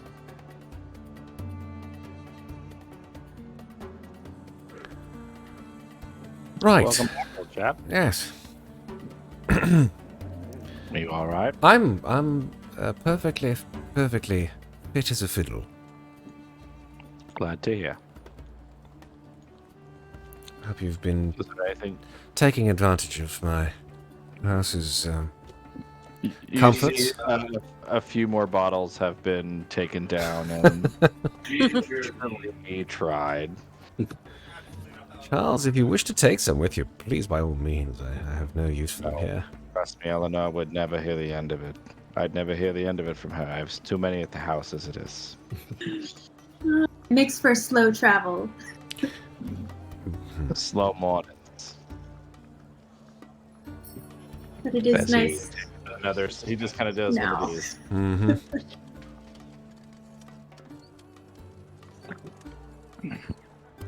And so, will you be lodging in this house, or will you be? I think so. Okay. So there are enough bedrooms in the house for all of us. Yeah. While you are sort of making the place, dusting it up a little bit so you can settle in for the night, one of your neighbors does come by.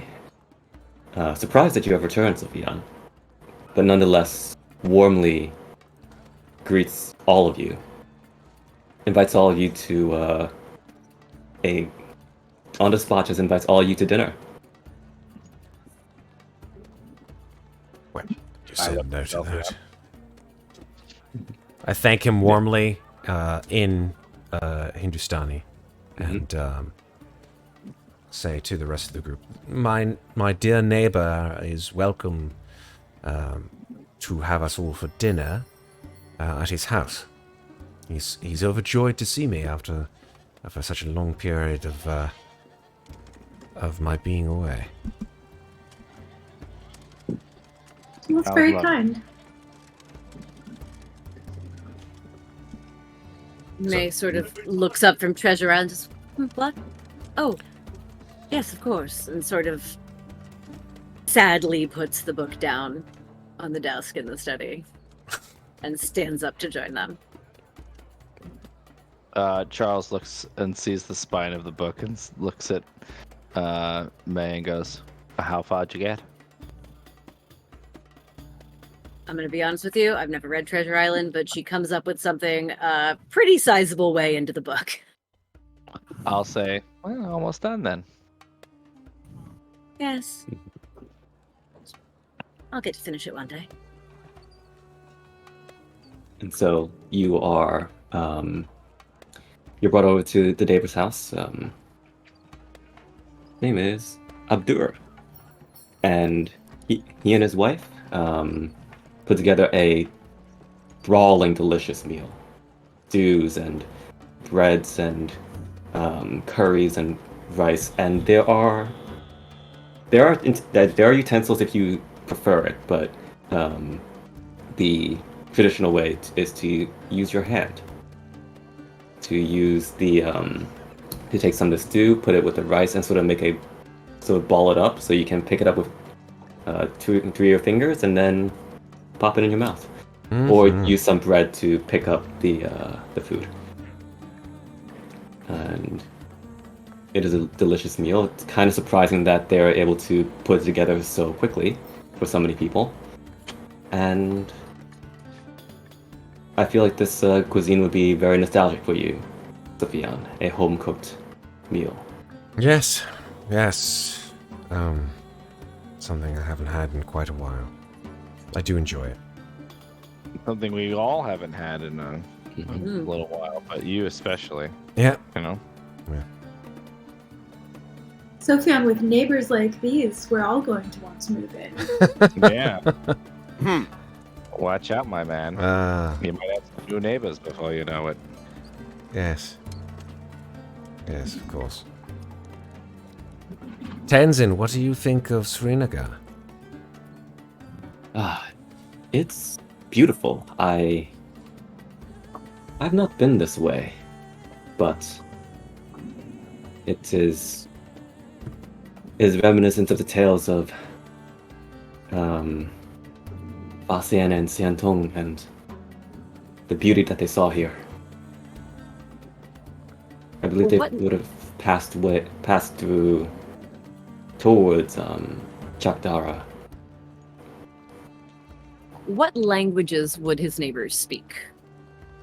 That's a good question. I think in this case, there's a good chance they would know English, given Okay. the same neighborhood. More or less, yeah, English and like Hindustani, Alright. and Hindustani, I maybe a little bit of unfortunately French. Don't speak, or French, sadly. But I will then speak with them in English and say, I hear you've been having some rather odd weather lately. Yes, there's been some storms, and they come over the mountains. Sand or snow. It's highly unusual. We had some just the other week. Is that something historically that happens here? I don't believe it's a season for storming, and not really from that direction. What do you make of it?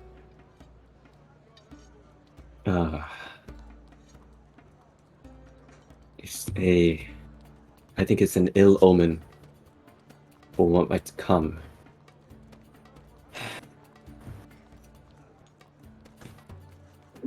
Where are the storms coming from? They've been coming from the northeast, from the desert there, and from the Himalayas.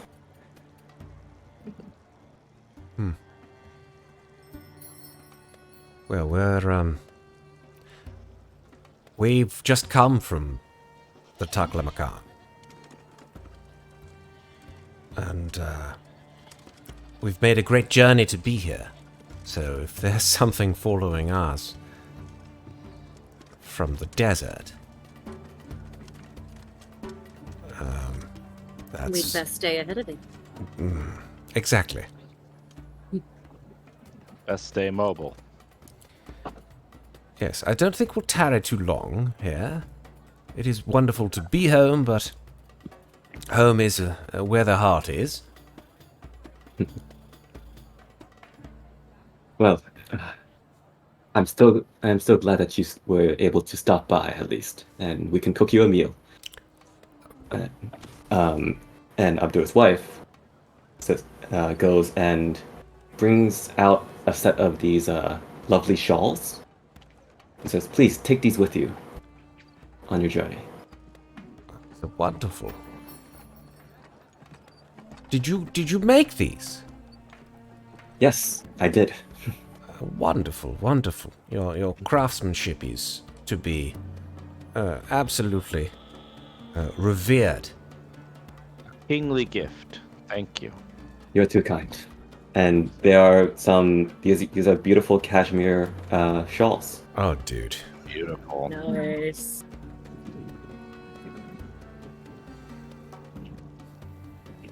I gesture one to Eleanor. Give it to her. Mm-hmm. I hold it to my chest. It's so soft, and I Mhm. like bow slightly to them. Say thank you so much. Your hospitality, amazing. And we've been traveling for so long. We really appreciate this. Of course. And I give her I have like some trinkets, so I give her like a hairpiece, like a barrette. Accepts it gracefully, and says, "Please, any friends of Sofian are friends of ours, and we are all friends here. Our home is also your home, so please make yourself comfortable and have a well-deserved rest." We're very grateful. Thank you. One thing I would like to do, actually, before the end of the dinner is if everybody is in a relatively jolly mood after either eating or drinking and carousing and wearing these wonderful, beautiful, probably, I'm not sure if they're colorful. I have to take a look and see how cashmere shawls are made in that part of the world. But I believe they would be. yeah, I would think so too. I would say, I know it sounds strange, but something about this merry time here in my home, I feel like it needs to be commemorated. Would everyone please, if you wouldn't mind, and he sort of gestures to the area of the home, and says, just if you could just squeeze in a little bit. And then he takes out his Webley, he takes out a tripod, and he sort of unfolds it, puts it on the floor. You've seen him, use this a couple times, mainly just to take pictures of the vast mountain plains of the Taklamakan and the Himalayas beyond it. But then he unfolds it, and he takes his Thornton Pickard field camera, and he sort of fidgets with it a little bit. Places, and he says, "All right, is everyone ready? Timur, just move in, just a smidge towards May, Perfect. Yes. And you are going to have to hold still for 10 seconds. 10 seconds. Just hold still. This is all of us. Yes. All right. Very good. And he just turns a dial, and you hear, and then he lets it go, and he runs back to everyone, and he takes his arm and he puts it around Charles, and he takes his other arm and he puts it around Tenzin, and he says, "Now, everyone smiles." And Tenzin then politely smiles. Tenzin politely smiles. Yes, look right there, Tenzin. Look right there, Tenzin. Right into that. Okay. Yes, right there, Tenzin.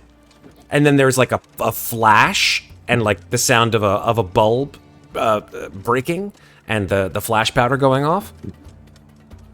And it says, "Yes, I think I've got it." And he runs back to the camera. Mm-hmm. Checks the DSLR screen. Yep. Mm-hmm. Yes, exactly. F-stop. It's all good. No, wait. My eyes were closed. Do it again. Damn it! Puts it on another photographic plate and does the whole same thing all over again. You just cost me $20 worth of silver. Mm-hmm. So yeah, a wonderful picture is taken. Tenzin just goes, I've seen Sofian take pictures of everything else. I think that's the first time I've been taking a picture, right? A photograph. Photograph. Yes. Okay. How does it paint so fast? It Magic. Exactly. Magic. Right. May just shakes her head at both of you and looks at him and says, "It's a chemical process." Oh, so it's... I think I'm understanding now, May. Thank you. Of course. Magic. Yes, magic. It is magical that you are now in a photograph with us, Tenzin. After you. Oh God! I look at the photograph photographs. after it develops to make sure that he's there. I was thinking the exact same thing. He's not there. He's a fucking vampire. Yeah. Well, as you do develop it, Sofian, Tenzin is there.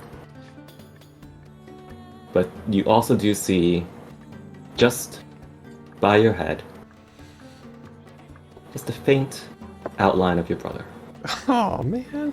Oh. Why'd you have to hit me in the feels there, Jonathan? Oh.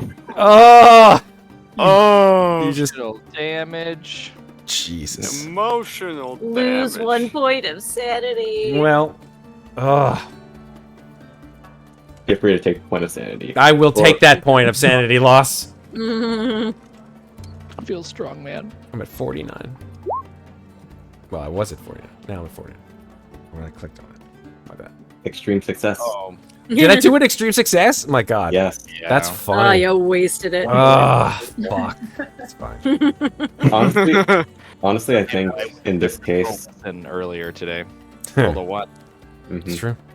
I think in this case, seeing Sofian bolsters you actually, because indeed, he is with you.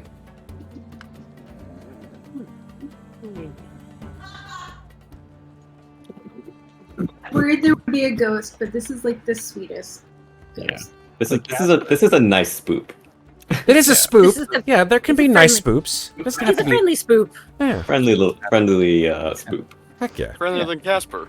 Definitely Yeah, friendly. little Casper. Little Casper the ghost. Hey man, this is a military. This is a military spoop. He might come in handy. It's You never know. He could, Very it could true. this could be turned into like military an spook. That's it. If I die, I'm coming back as the ghost of Sofian's brother.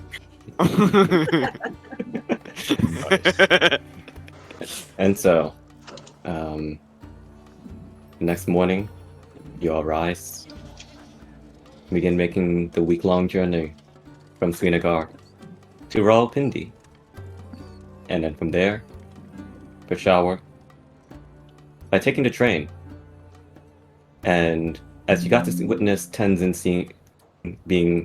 having his photograph taken for the first time, you see the shock, awe, and delight of an ascetic monk from around 1,000 years ago beholding a steam engine in all its glory. There you go. Right behind me. And you just see him look at it, stare, and just goes, "This is magnificent! What a magnificent cart!" Oh boy. Just wait till you get on it, buddy. It moves real quick. Where are the horses or the yaks? How is it pulled? It's See a that? chemical process. See where all that steam's coming out of? So All the horses are in there.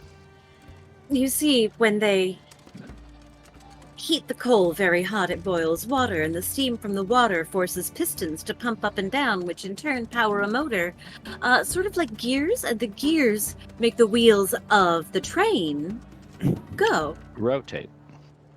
you see Tenzin like listening eagerly and says, "Steam? Oh, so like a kettle? Who would have known something from as small as a kettle could be so powerful?" Yes, it is, in That's fact, like a basically right. very large kettle. That's very good. Yeah. I was worried you were going to say it was magic. Kinda. Magic. I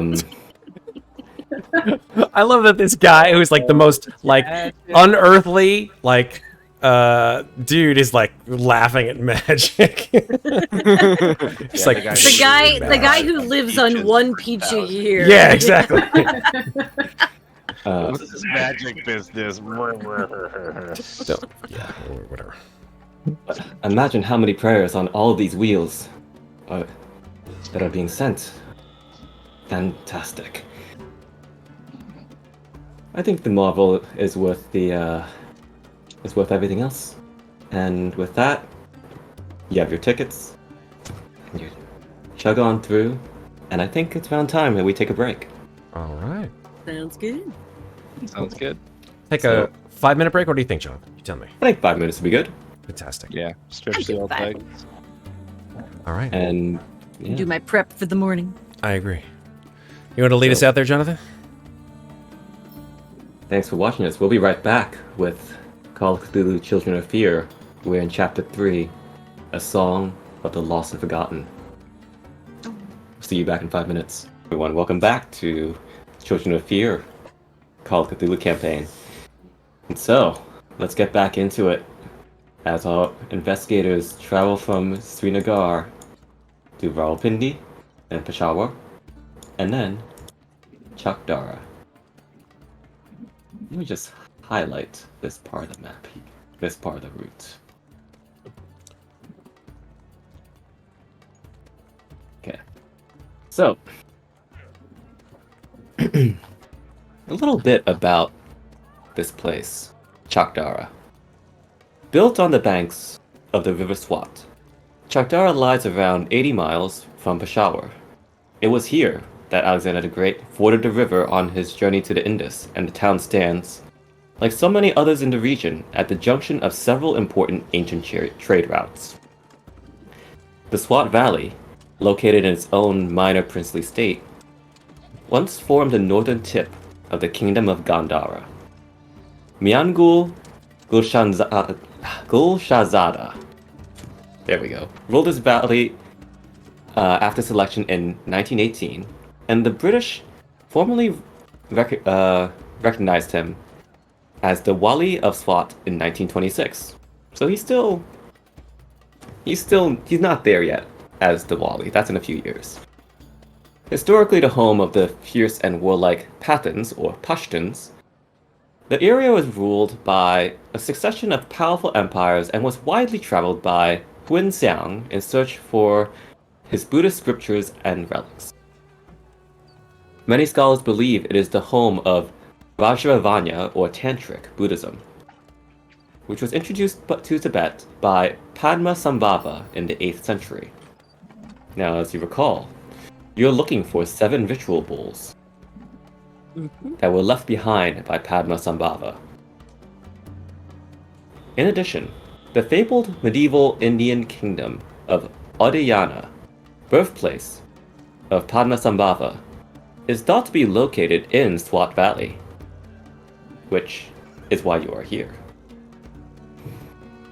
This place is also known as the Paradise of the Dakinis. Udayana is a fertile valley where wisdom and knowledge were held in high esteem. Although Lake Danakosha, which you're looking for inside this valley, is exactly where it is unknown. The remains of a stupa are somewhere around here. Now,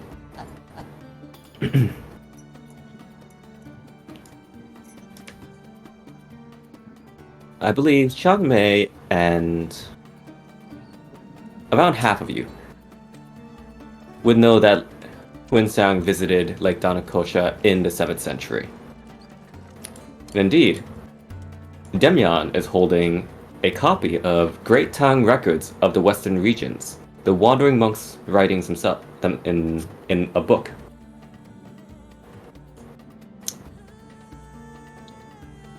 As you start to go through and piece together your collective knowledge of Buddhist history, you first also see that there is a garrison of British soldiers in Swat.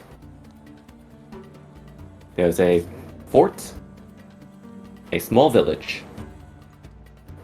and on that fort there's a picket on a hill called Damkat Hill.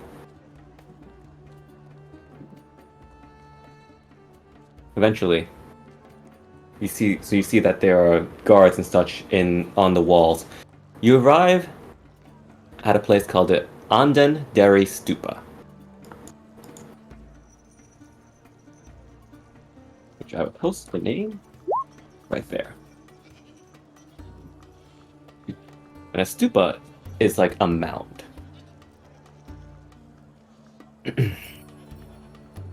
I have a couple of handouts to show. Nice. Firstly,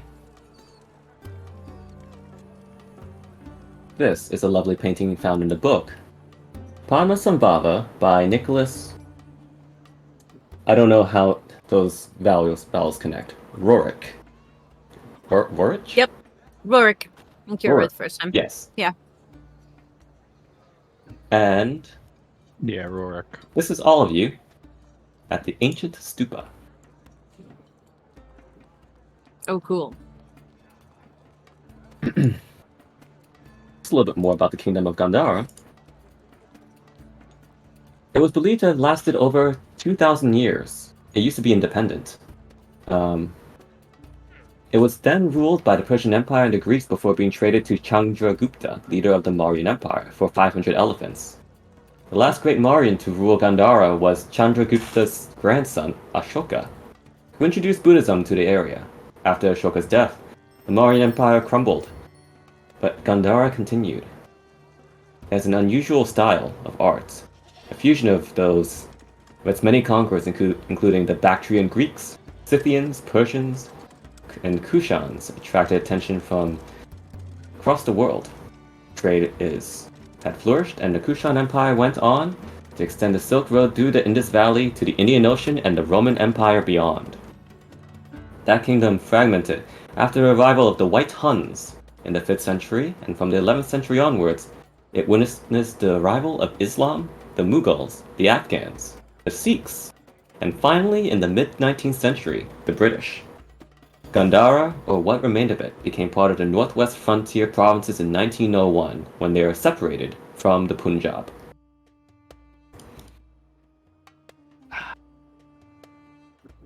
That's crazy. What a history. Like Yeah. the Mughal Empire? Holy shnikes. Yes. Now.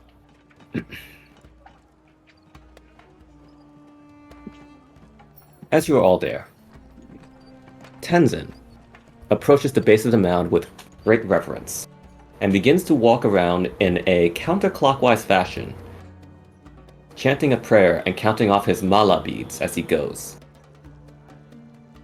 When he finishes 3 circuits around the stupa, he clambers onto the mound to investigate it further. I will sort of trail behind him as he says the prayer and count my mala beads with him. And then follow him to the top.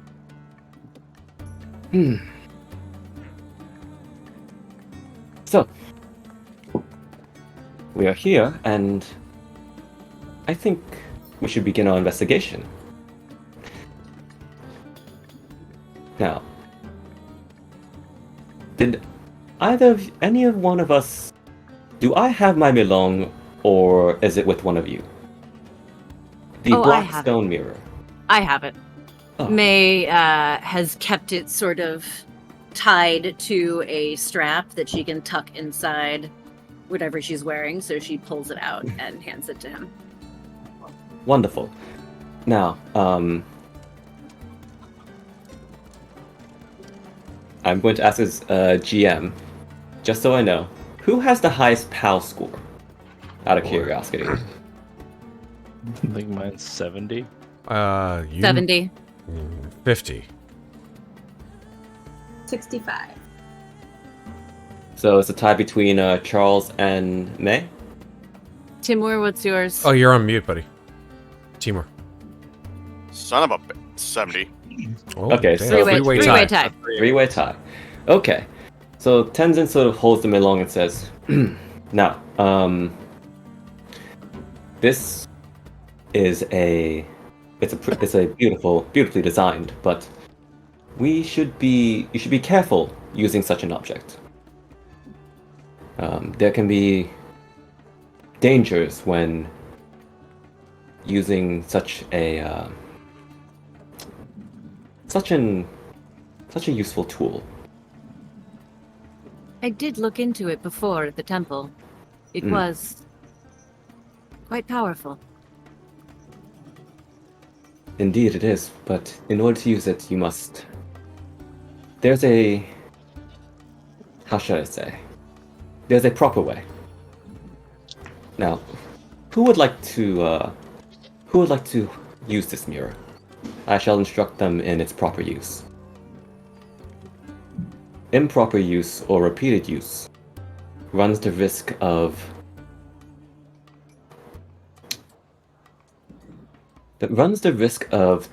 time bleeding through. Timur, you don't have to raise your hand. We're not in school. Well, no one was saying anything. I would like to use it, but I will watch. Oh, fine. I'll check it out. Timur, please. So, he hands you the melon. Oh. May is going to pay very close attention to these instructions, even though she's not the one doing it. Okay. Now, first, stand on the mound with your back to the valley. Okay. Hold the mirror at face height, but slightly to one side so you may look over your left shoulder. Very good. Okay. Now, close your eyes. Mm-hmm. Take a deep breath. And think of the sound of gently lapping water.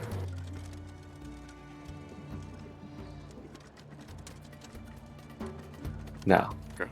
open your eyes. And Timur, please make a POW roll. Okay. A 60. 60. Well, a success, but yeah.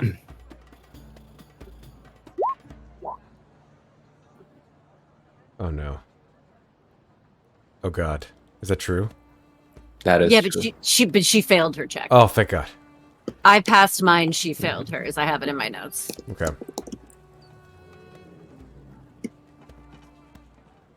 Okay. I saw Tenzin moving things and placing them by the door.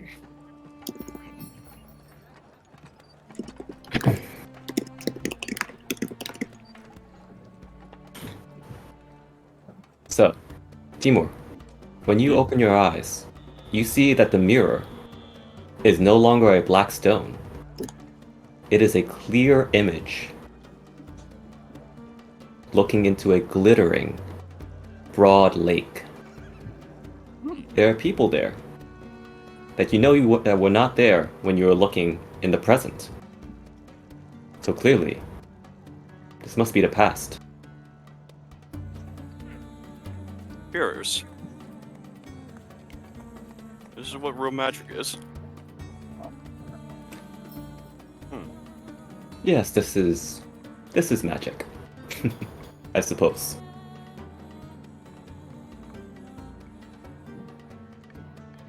But you said this comes with dangerous effects as well? Yes, we're simply an eye into the past. Look too often and the past attempts to bleed forward. And we bleed back. One is not meant to be in two places at the same time. So only for a little while we may see. With the melon, I believe we can see where the ritual bowls are.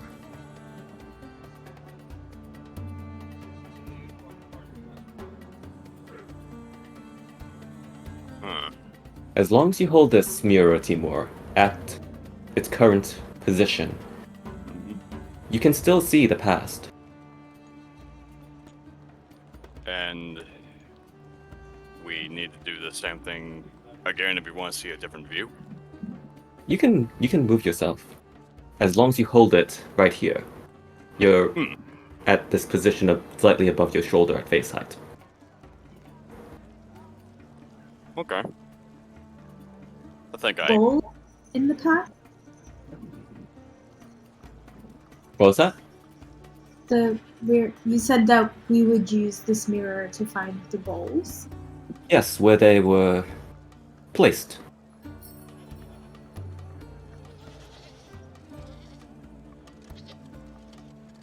Do you see, Timur? looking around in the mirror. Guessing I don't see it.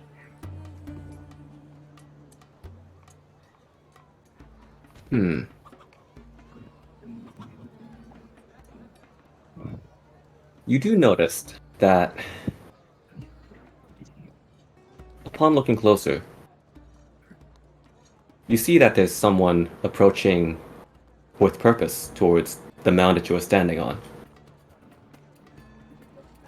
This is in the past, but not so far in the past. As this man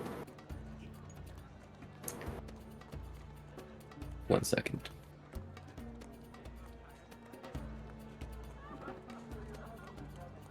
This man's skin is a lighter shade.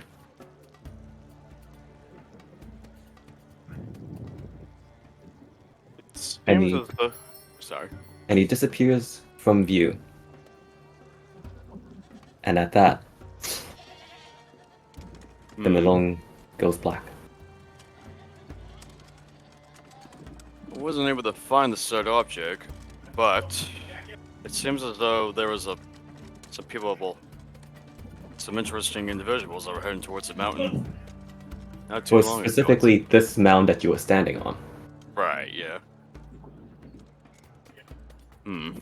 The bells may be... Is this mound hollow? It could be buried.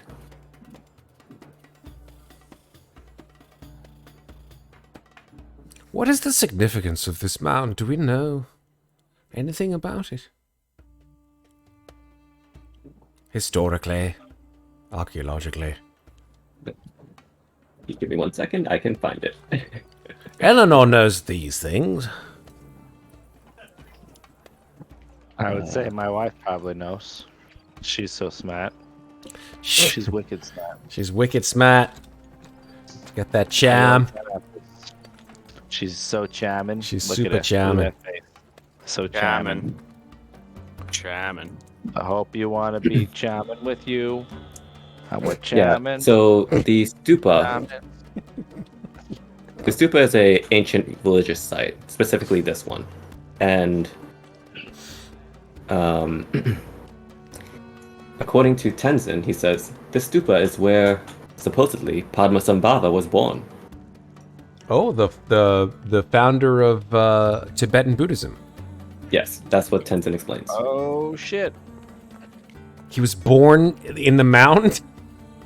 The mound was constructed to commemorate. Oh, okay, so it's like a... To honor the place. Okay, yes. okay. Yeah. Okay. Damn.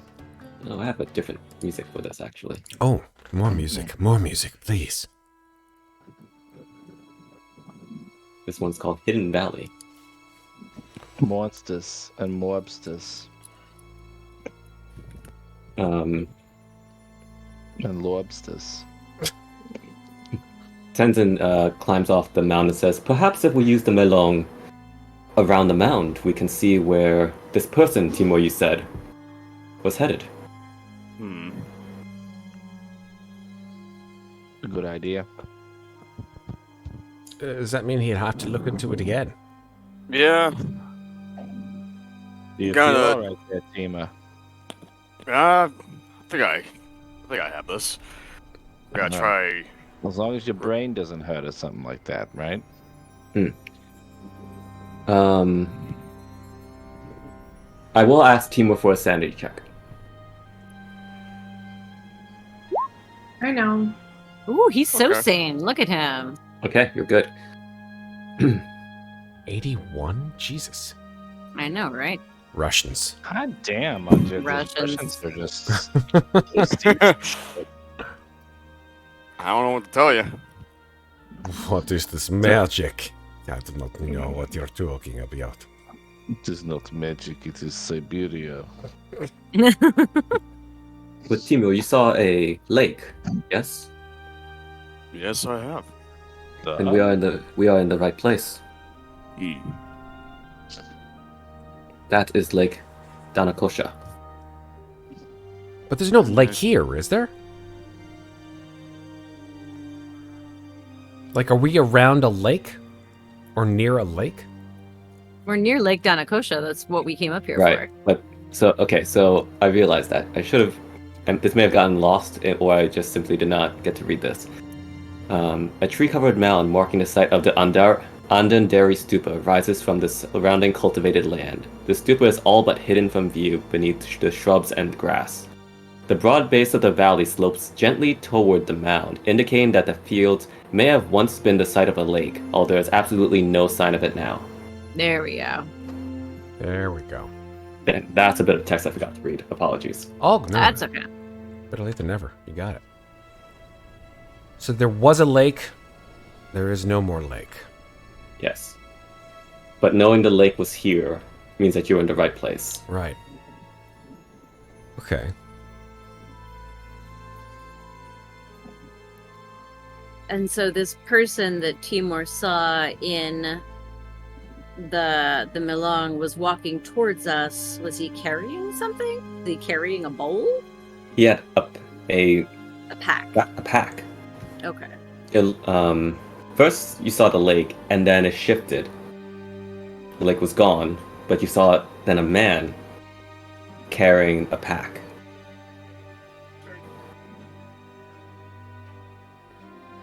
Well, then yes, we should try to see where that man went. If the Melong is showing us, then he must be important. Indeed. Alright. Guess we're following the past.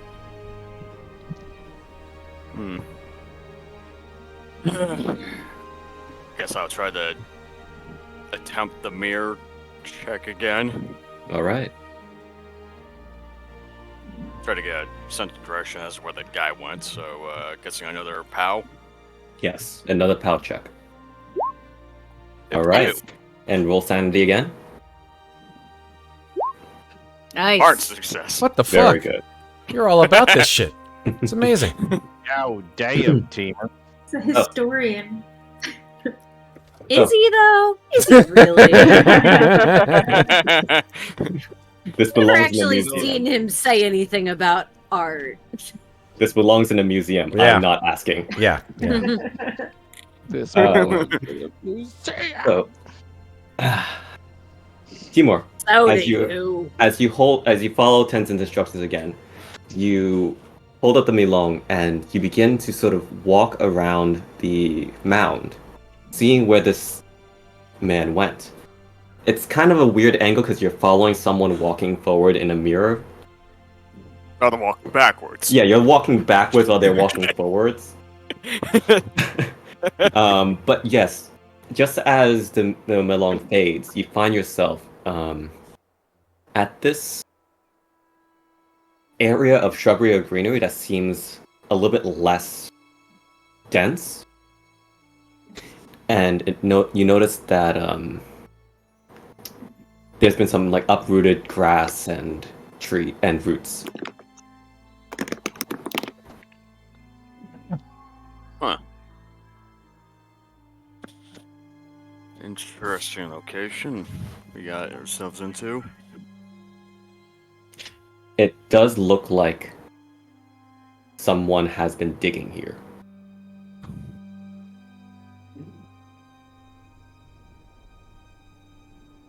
May will kneel down and sort of take a closer look, try to see how easily she can just pull the broken grass and stuff away with her hands. It's easy enough, but you will have to spend some time, especially if you don't have tools, to dig through the dirt. Oh, do we have tools?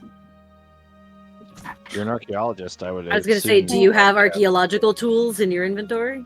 Let's see. Everything's reloading, so I can look at Oh, it. okay. Yes. Oh, here, I can pull it up for you. Thank you. It would be in possessions, right? Or would it be somewhere else? Or do we have to roll luck again to She see has if we have archaeological tools? tools. Yep. There we she's got 'em. go. She's got them. All right. Yeah, with Dr. Lockhart's tools, you begin to do the careful work of digging away the dirt and the brush that was placed back to, interestingly enough, to sort of like not really clash with the rest of the place of the nature. Indeed, as you're digging through, Dr. Lockhart and anyone who's been on archaeological digs or has a sharp mind about this. I would say Yes. I do. Someone has I already would say, been. as her They assistant, might I have have already, definitely yeah. been, yeah. You can tell that Yeah. someone has already been here. hmm Eleanor, are you seeing what I'm seeing here? You as well, May. Do you see these marks? Well, I mean, the grass came away in my hands with no effort at all. It's clear that somebody's been digging here. Very clear. So, But were they hiding Good something or instincts, taking? May. But were they hiding something or taking something? as you That we are might have to dig a little deeper to find out.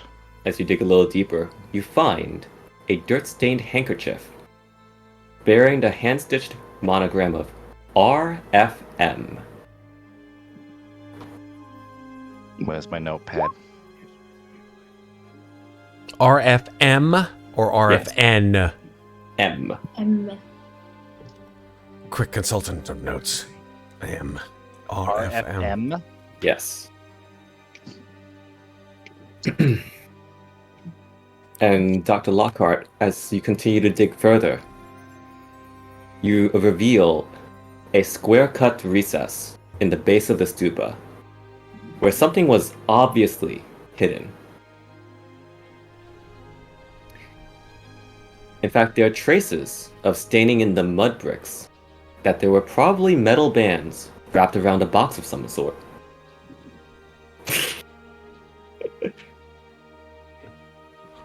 But the object's no longer there. Just the imprint. Just the imprint. RFM, who are you? Rafum! Is that?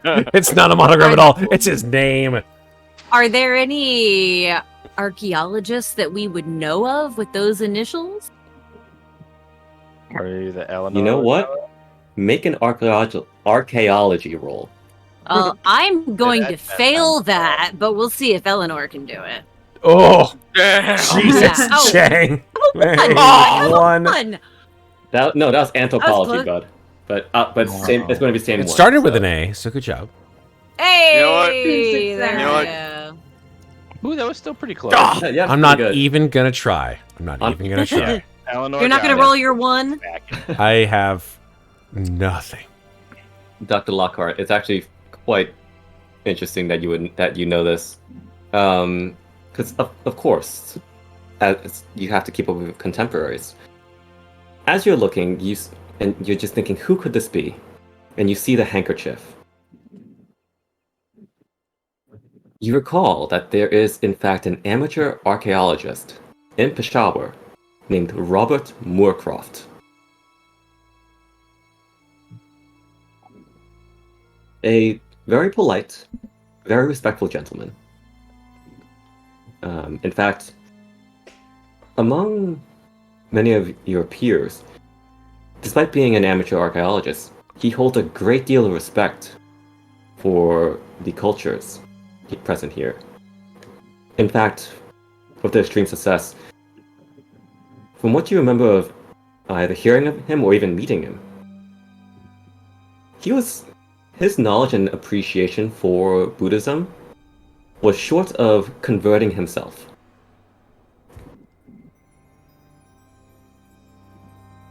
So he's very passionate and knowledgeable, and seems he has gotten here before we did. Mm-hmm.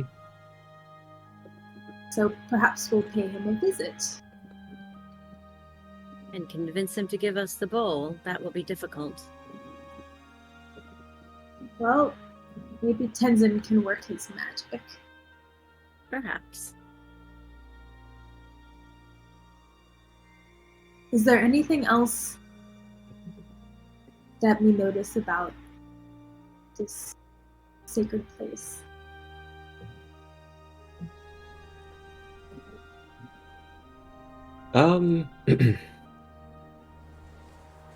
Not too much. You do notice that there are, you see not far enough away, but not too far. They're they're locals, farm workers. There's also the fort up on Dumcot Hill.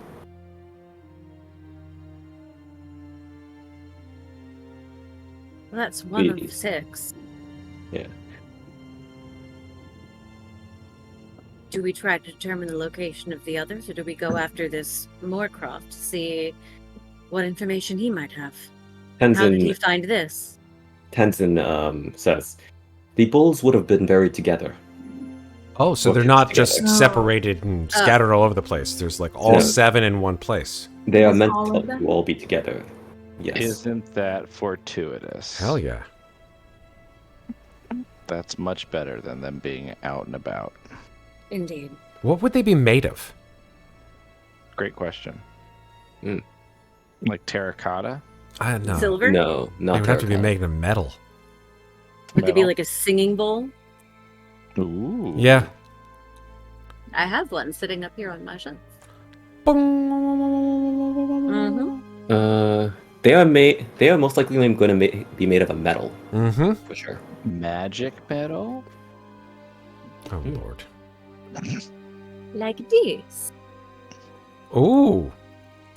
Do it, Sarah. You know you want to do it. Does it work on your... It's hard to do it with. Yeah. Ah. Okay. I believe you. hmm How big would the bowls be? About the same size as the one that Sarah's holding in her hand, or would they be, like, larger? Yeah, around Or that. nesting. They're small, Mm. reasonably. Makes sense if they were all together.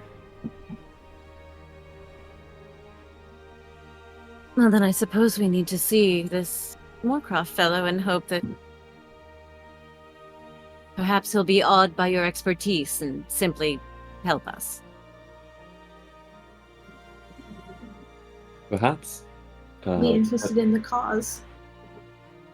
Do we know where? Yeah, we can I mean, ask. we do have to find him, of course.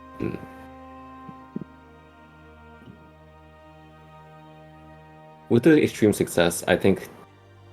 Let's see. Dr. Lockhart, you would also know that in Peshawar there is a well-known museum too.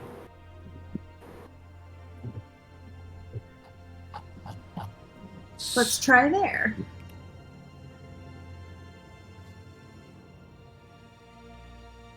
Sorry, could you write his name in chat, just so I don't forget it? Yeah, of course. Robert Moorcroft? Yes. Okay.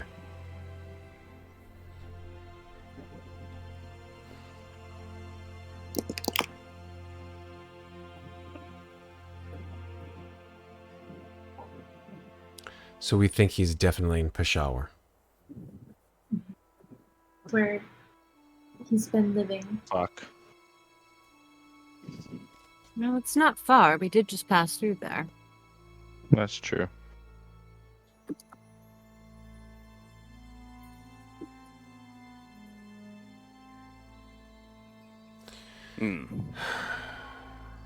Probably. That's me out of game. May doesn't think that way. Yeah. Well, if this Moorcroft has the bells, We should go obtain them or buy them from him or yes, whatever. yes, buying them, or perhaps if they're in a museum, if he's decided Borrowing to them. leverage them, perhaps to find if indeed they are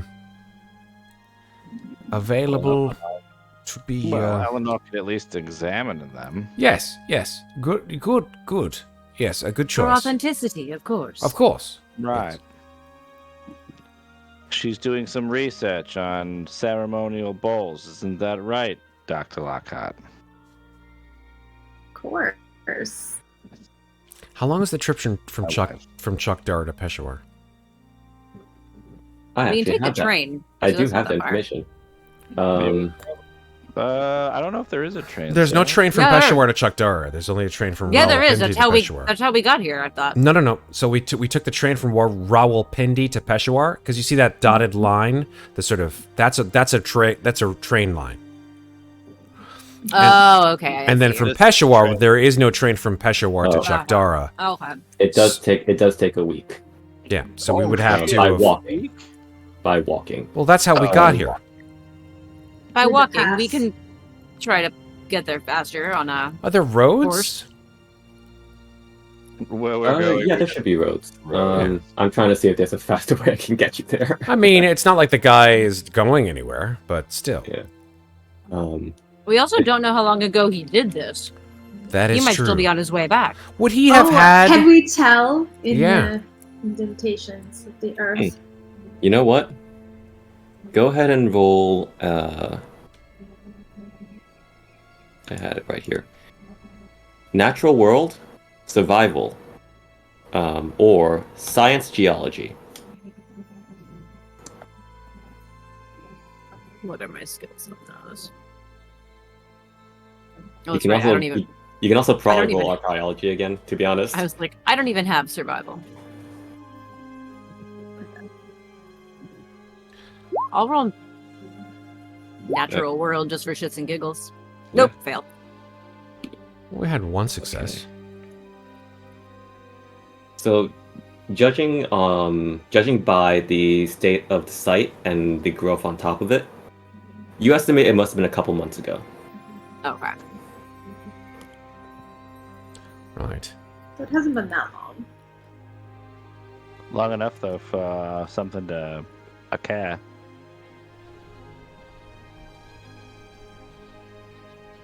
I mean, no time like the present. A week's travel back to Peshawar, and we'll be in touch with this Moorcroft fellow. Is all our business in Chakdara completed? We came here for the bowls. The bows aren't here. Yes, I understand that. But Indeed. is there anything else here that we've discovered that we need to check off the old list, as they say? Not unless you want to join the army. Not again. No, thank you. There's nothing to indicate there was anything to do with this ancient lake or something like that. Yes. Ancient, anything to do with the lake? Yes, meaning the lake used to be here, is no longer here. It's not as if this is a big ploy and the bowls were interred in the lake of any kind. I'm going to say no. Okay, fair, totally. In other words, this is not a wild goose chase. I'm glad. Thank you. I don't like Not anymore. goose chases. Just kidding. So, I prefer parakeet chases. And so you take the week back. It is March 1924. I feel like this is like Oregon Trail, right? A little bit. Yeah, I really You don't have like- died of dysentery. Yeah, exactly. Yeah, let's ford the river over to the other side of Chakdara.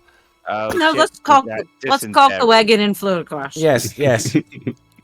Yeah, wonderful idea. Just watch out for that rock. So, let's see. When you arrive in in Peshawar, a little about this city. Nestled in a valley at the eastern end of the Khyber Pass, Peshawar is one of the most ancient cities in the region, and certainly the oldest still in operation. Many kingdoms have had their headquarters here, including the Kingdom of Gandhara. In fact, the kingdom is so associated with the immediate area that Gandhara is often used as an alternate name for Peshawar Valley. Also known as Holusha in Chinese, the city has, of course, had many names, such as the City of Flowers or Ushapur. It is when it was the winter capital of the mighty Kushan Empire, but it was also known as Purusapara, the City of Men. It is a major center for art, learning, and trade, and eventually it became the British frontier headquarters thanks to its position on the Grand Trunk Road and its proximity to the infamous Khyber Pass and the lawless, air quotes, tribes of Afghanistan. Mm-hmm.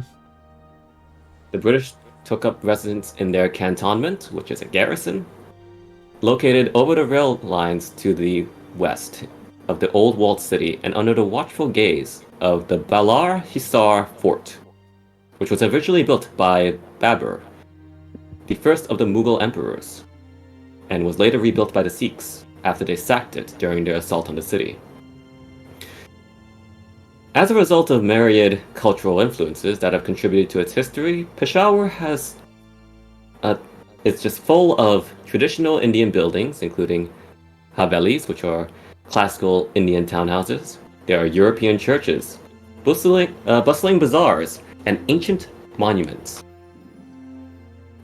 And of course, along the Grand Trunk Road and in the city's dusty streets and alleyways, there are camels, horses, elephants, rubbing shoulders with tongas or two-wheeled horse-drawn carriages, bullock carts, and the occasional car in the city.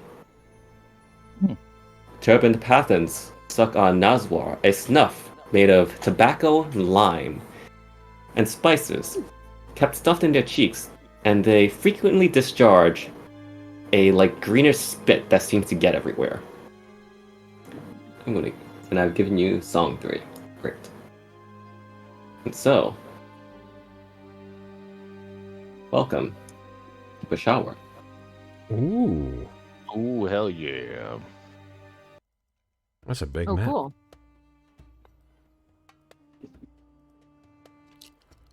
How What's cool. the red area? Oh, the old city wall. Yes, Oh, nice. the red area is the old city. You'll notice that the points in question. Let's see, where is it? The museum is at number 3, which is right here. Yes. You're currently at number 4, Oh, that's which is close. the train station. Eh. Well, that's a nice short walk. Mm-hmm. Yeah, I was gonna say. By the way, folks, But not- I'm looking at pictures of Peshawar, like modern-day Peshawar. Mm-hmm. If you have the chance to do so, please do, because it's a beautiful fucking city. There is some architecture in Peshawar Oh, that is wow. absolutely gorgeous. Oh yes. There's the actual that's museum cool. itself, the Peshawar Museum, which is assumingly where we're going. It's beautiful. It's Oh, cool wow. as hell. I assume that's where you're headed? Yes. Yeah. It's right off the railway. So yeah. Mhm. Ancient city. And at this time, the, Oh, that is a cool looking building.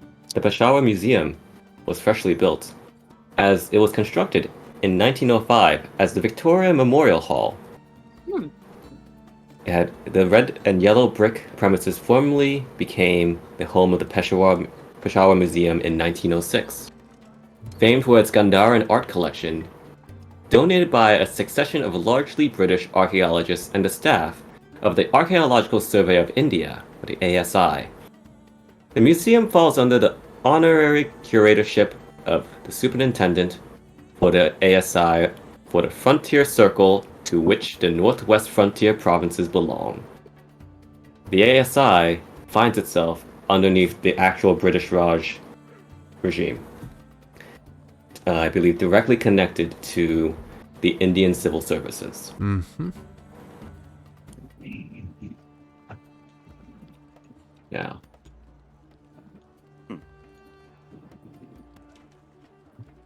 just for the record, of the British Raj, there are 3 parts.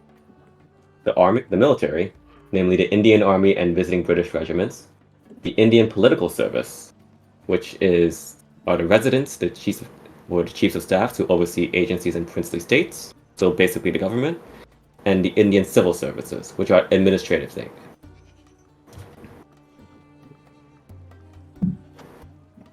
And interestingly enough, the ASI, one of their first tasks was to survey the route that Wen Xiang took across India, which you had all just completed.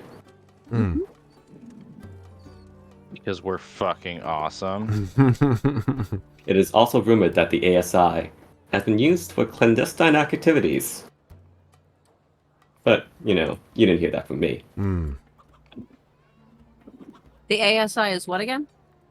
The Archaeological Society of India. Archaeological Survey of India, excuse me. So, you find yourselves Oh, snap. at the Peshawar Museum. Holy smokes. Oh, cool. It is glorious.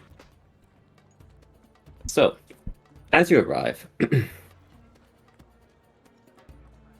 you notice that there is a large Sikh policeman standing out front.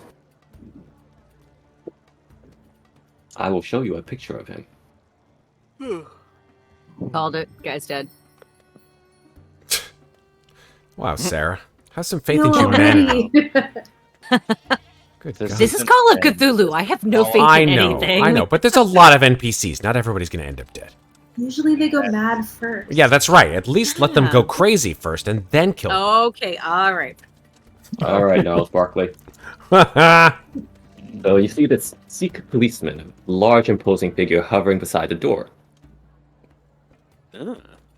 And to your right, you see a gaggle of urchins, like street urchins, who are peeking around the corner. Like 80s sitcom style, just like Yeah. peeking around the corner at the policeman. Should we And like Seeing tucking that- away. should we like whenever. load up Seeing- here at the door or something like that? Just FYI. Because Yeah, sure. seeing the urchins, May will sort of gesture and say, "Watch your pockets." And May is just going to assume, well, not assume, but act as though the policeman is a guard, and just begin walking past him to the front door. Good day. Good afternoon. And head inside. I nod Boom. and follow. Shouldn't we ask him about that I'm going to chat? ask someone. I'm going to ask someone who works in the museum, He not the work- cop standing out front. Oh. You can ask whoever you want, dude. No need to be rude. Gentlemen, sir, I beg your pardon. Wait. Hello, yes. Yes, good afternoon. We are in the search for someone who is most likely a contributor or someone who perhaps works at the museum itself. His name is Robert Moorcroft. Ah, Mr. Moorcroft, you would want to talk to you'd want to talk to the assistant curator about that. The assistant Spotted. curator. Yes, do you have the name of this supposed... The on-site curator actually. Yes. Mr. Suraj Dar. Siraj Dar. Yes, I will put that in here. Thank you. Suraj Dar. Yes. Where is Mr. Dar's office? Where That will be he can be located.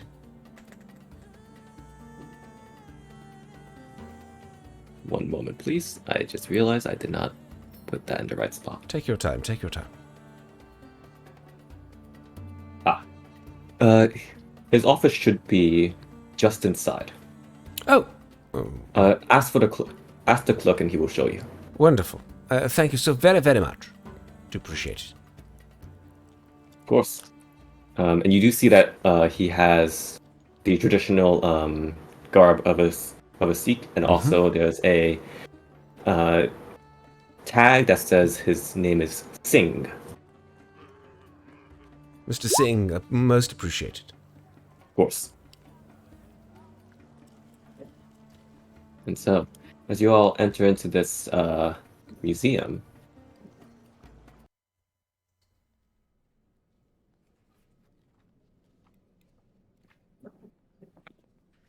inside is a haven of peace and tranquility, beautifully cool in the summer without turning chilly in the winter. From the lofty main hall, painted in a gleaming white, visitors can see up to the second floor galleries, as well as catch glimpses of side galleries on the first floor. Nice. What kind of stuff I have around here? You also notice that several Westerners and a few pilgrims meandered through the exhibits. One young woman has brought a folding stool with her and sits on it while sketching one of the larger statues.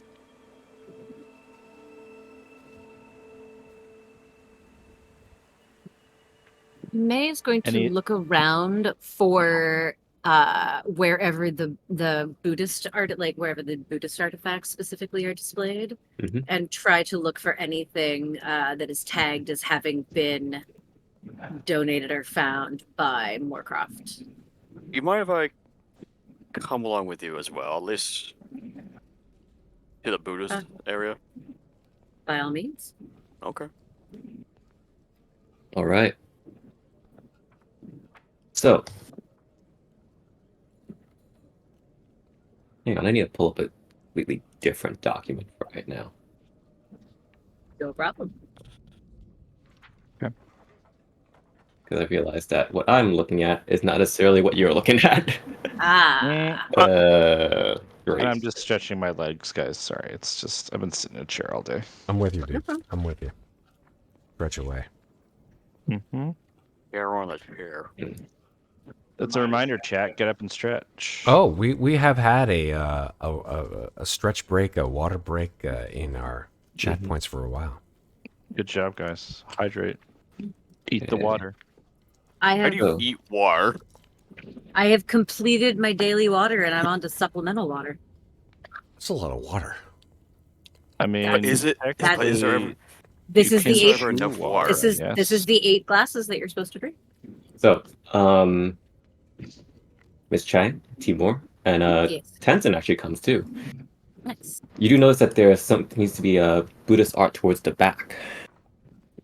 Then that's where I'm gonna go. I shall proceed as well. Yeah. As you go, you're at Tenzin, remarking, "Oh, how wonderful all of this is! I recognize so many of these things." Mm. And he is almost speechless of everything just here all at once. It's like I am looking back into my previous life. Well, before I was waiting in a cave. Can I have a spot hidden roll from either Miss Chang or Timur? I will do Not that. hidden. Bum, ba, da, ba. First Oh, success. hell yeah. Extreme. First Hot success of the diggity night. damn. Jesus, I had to All succeed on right. something. Extreme, the two of too. you, Extreme. Extreme. the two of you, as you're looking through, have a keen eye.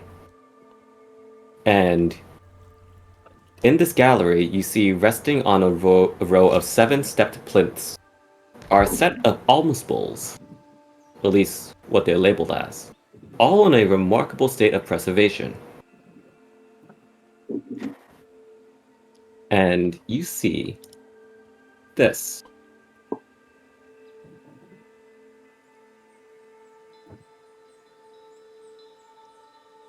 First, the alms bowls.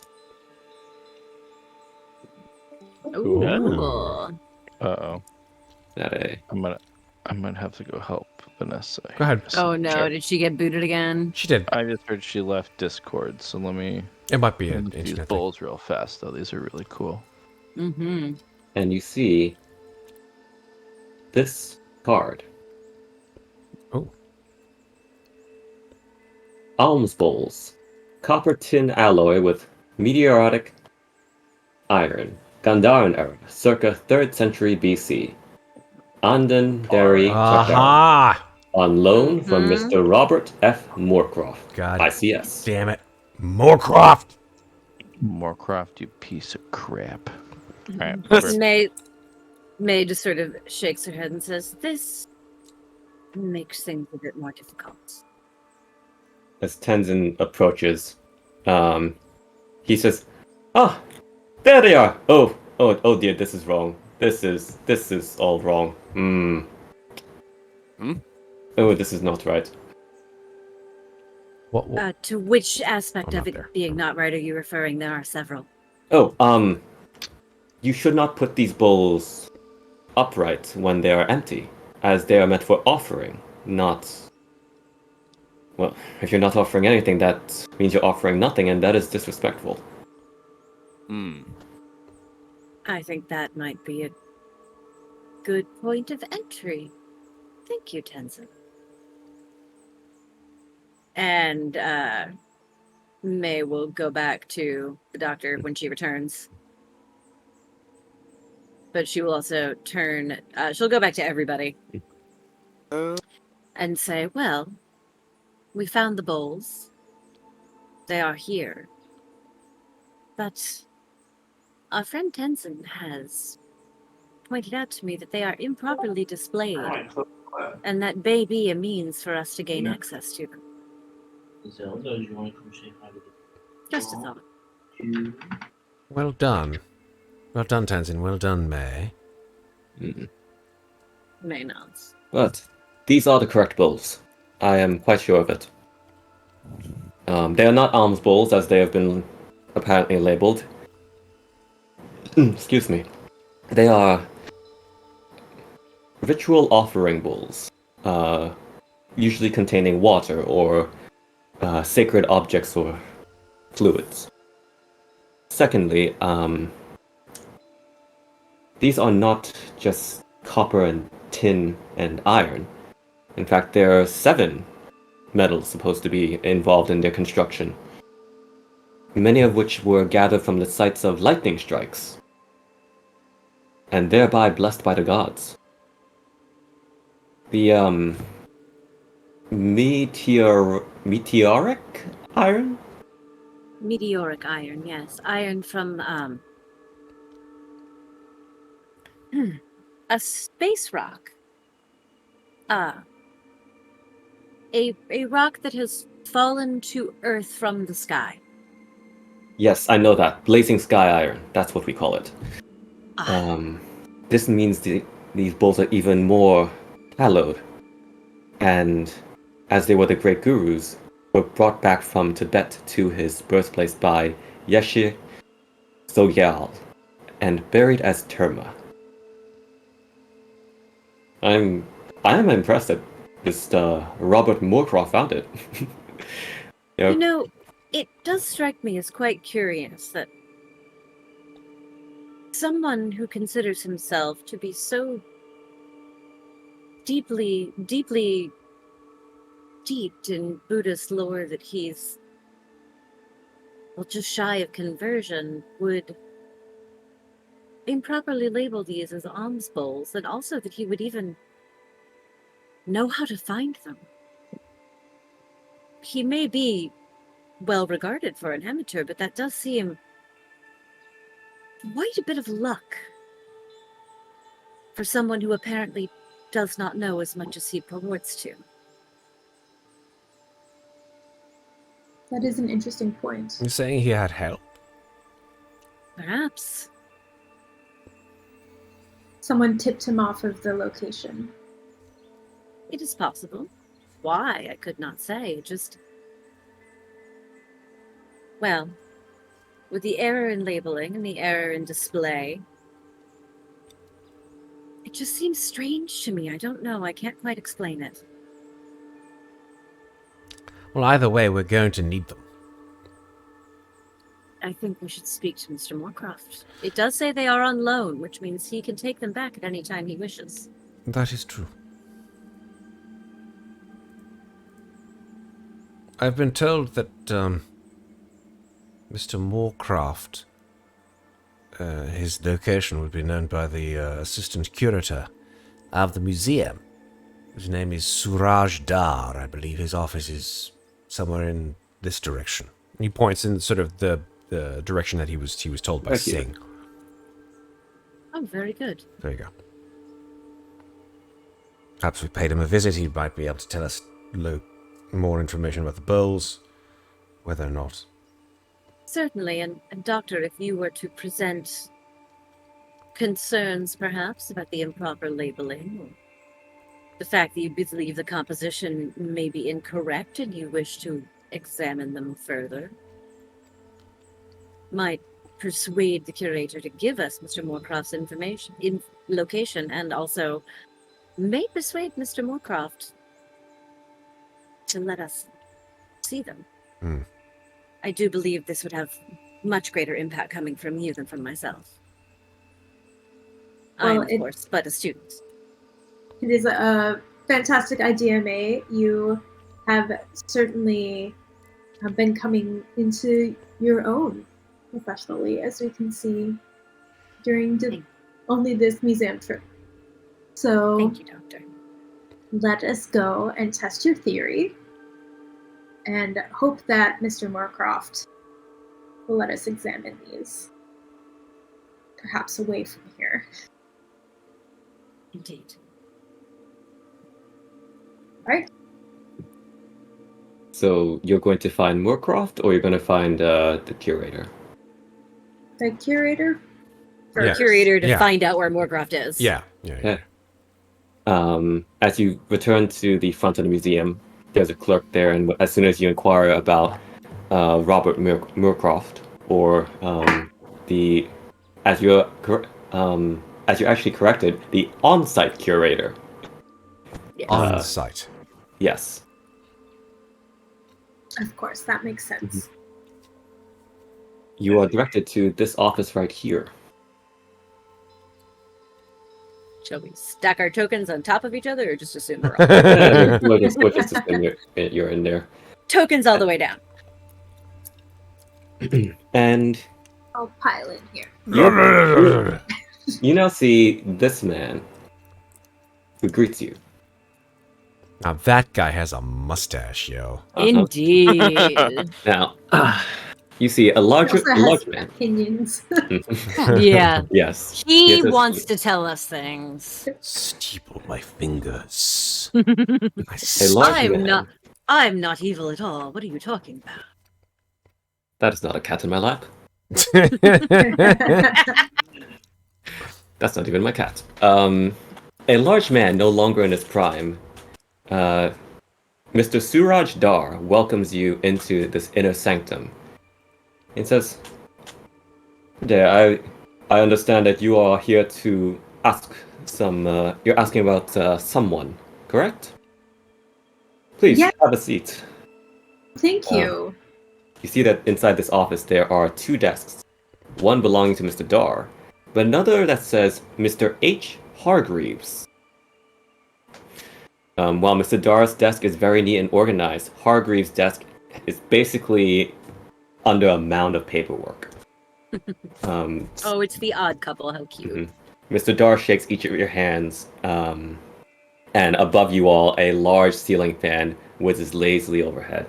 Some of you will have to stand. May will stand. Sofian will stand. So yes, how can I help you? It is a pleasure to meet you and to be guests of this gorgeous museum. We are here hoping to meet with Mr. Robert Moorcroft in regard to some of his artifacts on display here. Ah, yes, Mr. Moorcroft. One of our gifted amateurs. He certainly has an uncanny knack for finding interesting and unusual objects. And the Anden Dairy alms bowls are some of his best. You've seen them. Have you seen them? In fact, it's the very exhibit that we're interested in. They are quite wonderful, aren't they? Now, I do like to keep the personal information of our contributors private. But may I ask why you are inquiring about Mr. Moorcroft? As a colleague in the same industry, I have heard such impressive things about him, and would be interested in chatting with him about these bowls in particular. Okay. Dr. Lockhart, would you mind making me a charm, a psychology, or persuade roll? I will mention though, Dr. Lockhart, as you've been around, you've been to many a museum, you've met many a curator. You know how some of them can be difficult to persuade. Just to let you understand that persuasion is possible. It might be a little more difficult, but charm and psychology, knowing how to talk to each curator, that is key. Okay.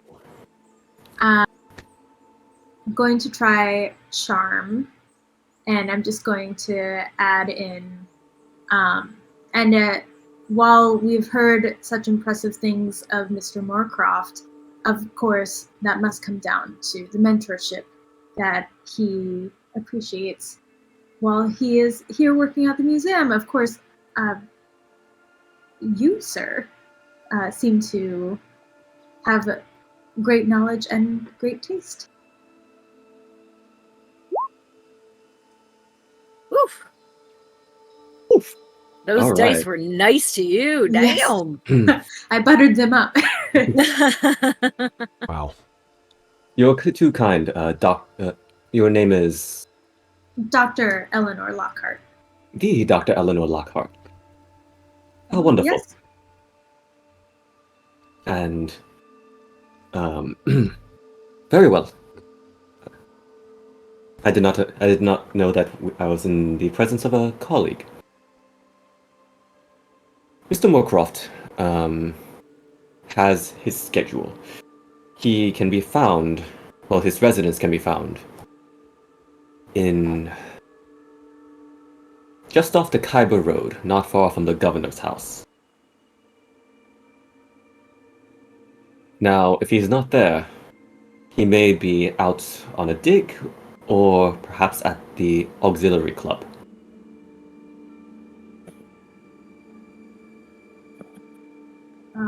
Very good. Thank you so much. Of course. Now, is there anything else I can help with? No, we are eager to peruse your beautiful museum a bit more, and thank you for your hospitality during our visit. As he sort of gives pleasantries and such. Tenzin actually says, excuse me, my name is Tenzin, and I am terribly sorry, but the card for the bowls is just not correct. And Tenzin begins to earnestly explain, and you just see Suraj Dar just sort of nodding and smiling. And May, go ahead and roll psychology. Me? Okay. Yeah. I apologize. I didn't realize you were going to go for it. It's okay. Fail. Okay. Can I try to push this? If you like. Yeah, I'm gonna push it. Oh, Ooh. even bigger fail. Nice. Nice. Nice. A nice fail. I failed nicely. Not much really consequence here, so Oh boy. in short, Mr. Dar says, it was a pleasure meeting all of you. I do have more work to attend to, so if you please. And essentially just closes the door on all of you. Damn. Yep. Tenzin, we will make sure that the placard is corrected in the future, but he's just not the right person to speak with about it. And hopefully the bowls won't be here much longer. True. So, shall we look for Mr. Moorcroft? Indeed. Yeah, seems like our only choice in this matter, unfortunately. Okay. Hmm. So, I think that means that you take off towards... What? Unless there's something you want to do in the museum. I think I'd like to stay around a little bit longer. May Okay. would stay there all Fascinated day by- if she could, but Well, things to do. can't help but be a little fascinated here, though. Hope you don't mind me staying a bit longer. I don't see why you have such a predilection towards these kinds of things, old boy, but if you decide to stay, of course, it's your choice. Please enjoy the art, Timur. I'm about to say, As an art historian, you know I have a fascination for this. Of kind of course, I totally... It You- slipped my mind, Timur. Yes, stuff. 100%. You hurt me. I apologize deeply, my friend. Ah, Enjoy the history of art. again, I will catch up with you as soon as I can. Of course. As you will. We look forward to hearing about your favorite pieces. I will certainly let you know. Okay. So as everyone else heads out, Timur, what do you do? I am looking amongst the crowd here. Roll me spot hidden. Oh, God. Yes. Spot hidden. 27. Okay.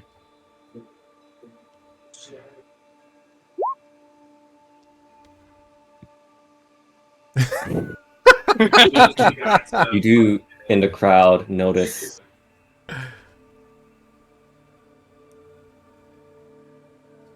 a man, thin and reedy, cane in his hand, and he is missing a pinky.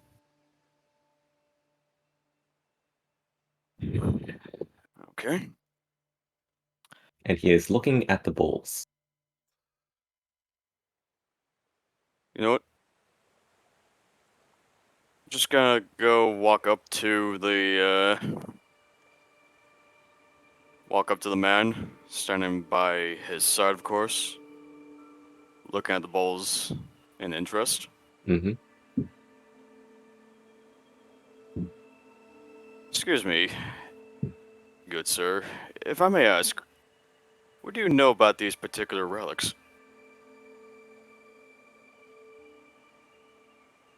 That, well, for what they are, the back shelf of this museum is not even remotely close to the importance they deserve.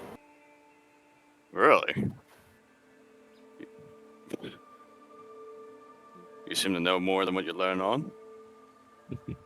You seem to be curious about more than you want to let on. Did Vitson send you?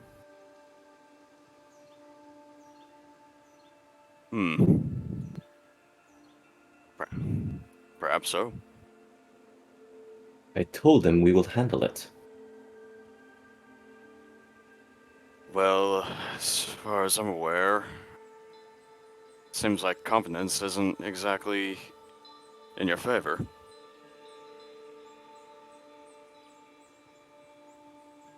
We could, I don't know, go about this in a rather more professional manner. Unless you'd rather cause quite the scenery here. Though, I get the feeling that's not what you'd rather be doing.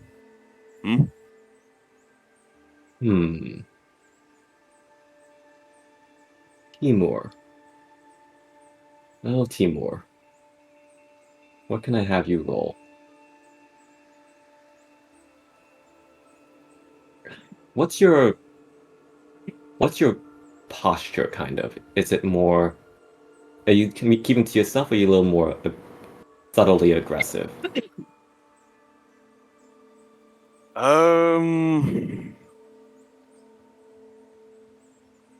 I guess in a more subtly aggressive. Okay. Then give me another intimidate. Around the mark. What the shit? Jesus! This is Timur Stepanovich Repin's night. The night of 1,000 nights. This man looks at you and just says, I could use for a walk.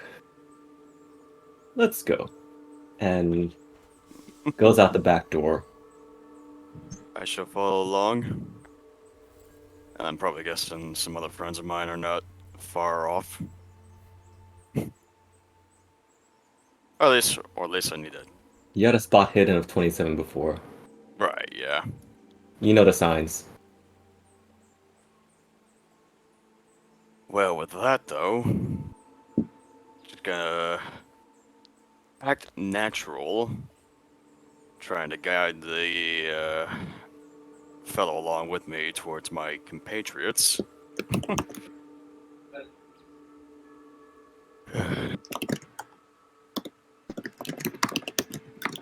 Okay.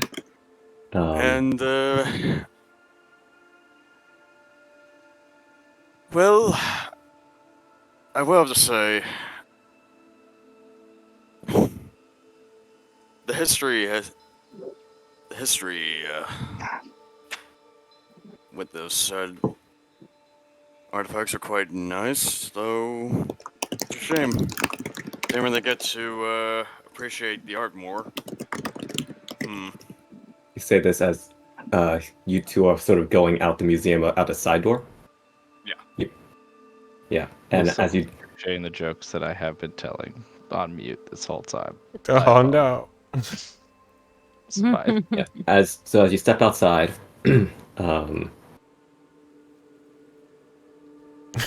I appreciated you jokes through the door. as you step outside, the door shuts and he turns around and says, Vitzen knows how to get in touch with me if he wants to send a message.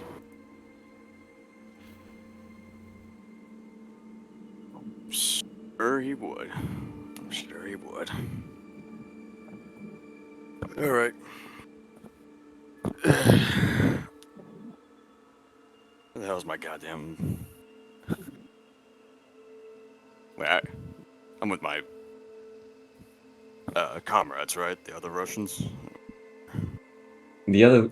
You notice that the other Russians are flanking around the side.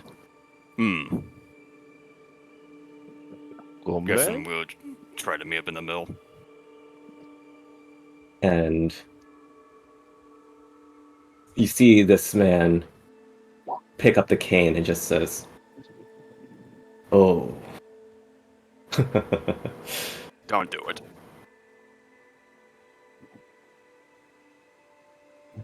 He reaches for the handle of the cane. Don't do it, old man!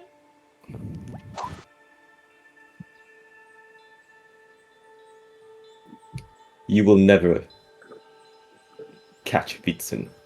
He is 10 steps ahead of you. He has powers you cannot imagine. Powers.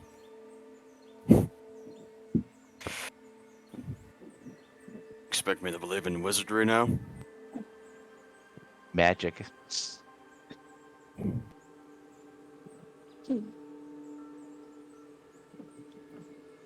This man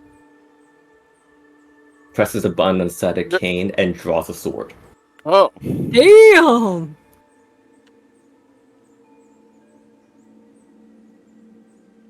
At that, the other 3 friends that you have rush at him. What the Is it- shit? Is it possible I could try to disarm him? Go ahead and roll. Like a brawl or something Yeah, like that? go ahead and roll brawl. Okay.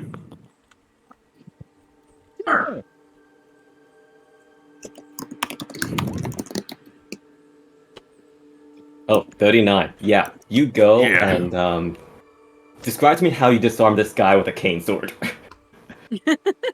He punched. No, yeah, I like to imagine like as soon as like he like draws the blade out, like my character like just immediately like grabs a hold of the guy's like wrist or whatever and try to twist it. Yeah, you twist it and that wrist snaps.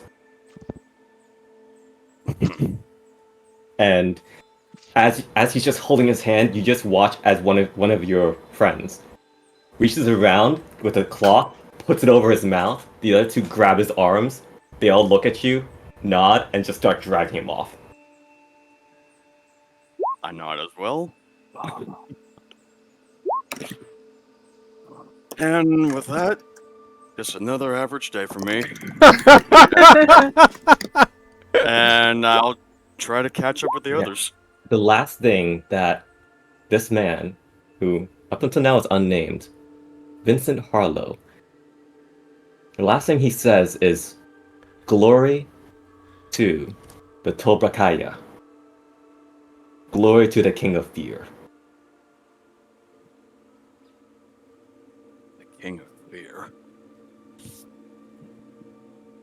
Huh. Oh, that's part of our quest. Oh shit! It's all coming together. But first, Timur has to tell us that he's Shady McShady. That's true. That's true. He's playing all coy and I'm an art history student and I like art. And meanwhile, I'm gonna break your fucking wrist.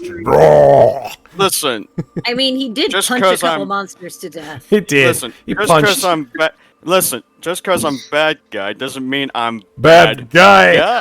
He did save the courier, let's be real. He's Zangief. He's fucking Zangief over there. I like to crush sparrow's eggs between my thighs.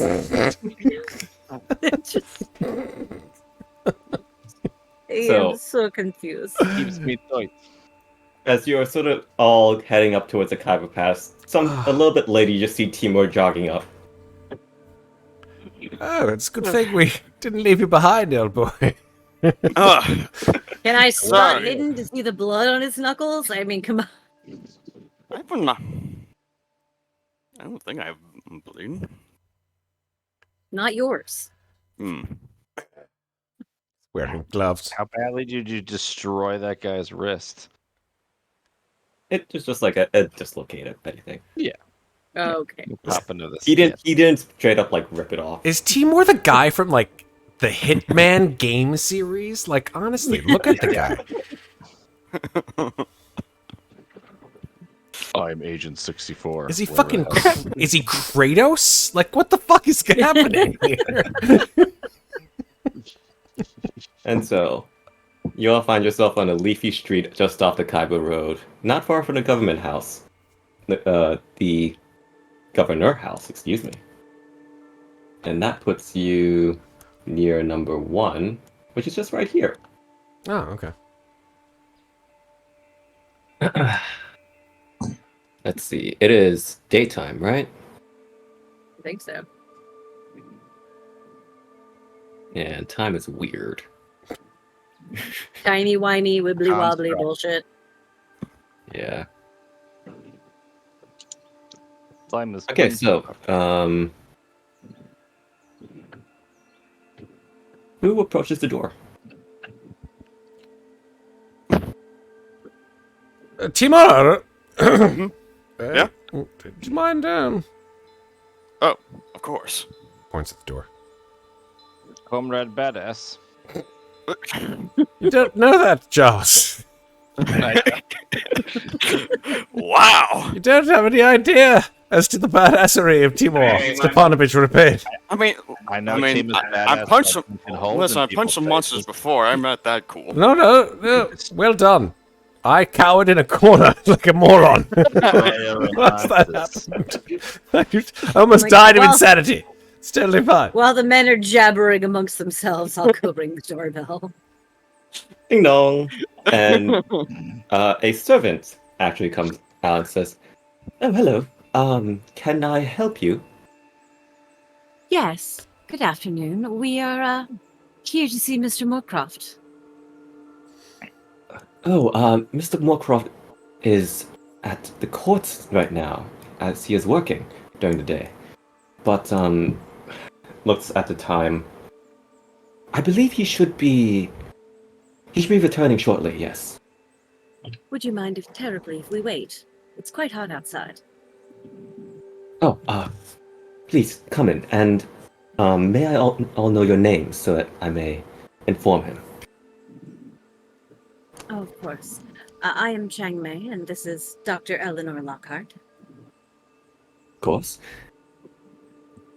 Charles Tim- Lockhart. Oh, sorry, Tim. Go ahead. Oh, sorry. Timur Repin. Very good. And you also? Sofian Bazaz-Wain. Very good. And Tenzin Kalzan. Smile, Mr. Smile, mother. Is Demian still with us? Demian is here. Demian. You know what it reminds me of? Has anyone ever seen the third Men in Black film, Men in Black 3? I No. did see it, but it was a long time ago. Michael Stuhlbarg, Yeah, who is a yeah. fantastic actor, by the way. He's like a really, really great actor. The first time I ever saw him act on a film was in that movie, Men in Black 3. He plays an alien who's just constantly wandering around, like smiling, loving life, loving everything. And this is Tenzin, 100%. Michael Stuhlbarg in that movie. At that, the servant all nods to all you says, and of course, if you have a calling card or something, I can show him that as well as if you happen to have one, or a business card or the like. I feel like Eleanor has to have business cards. There you go. Okay. So,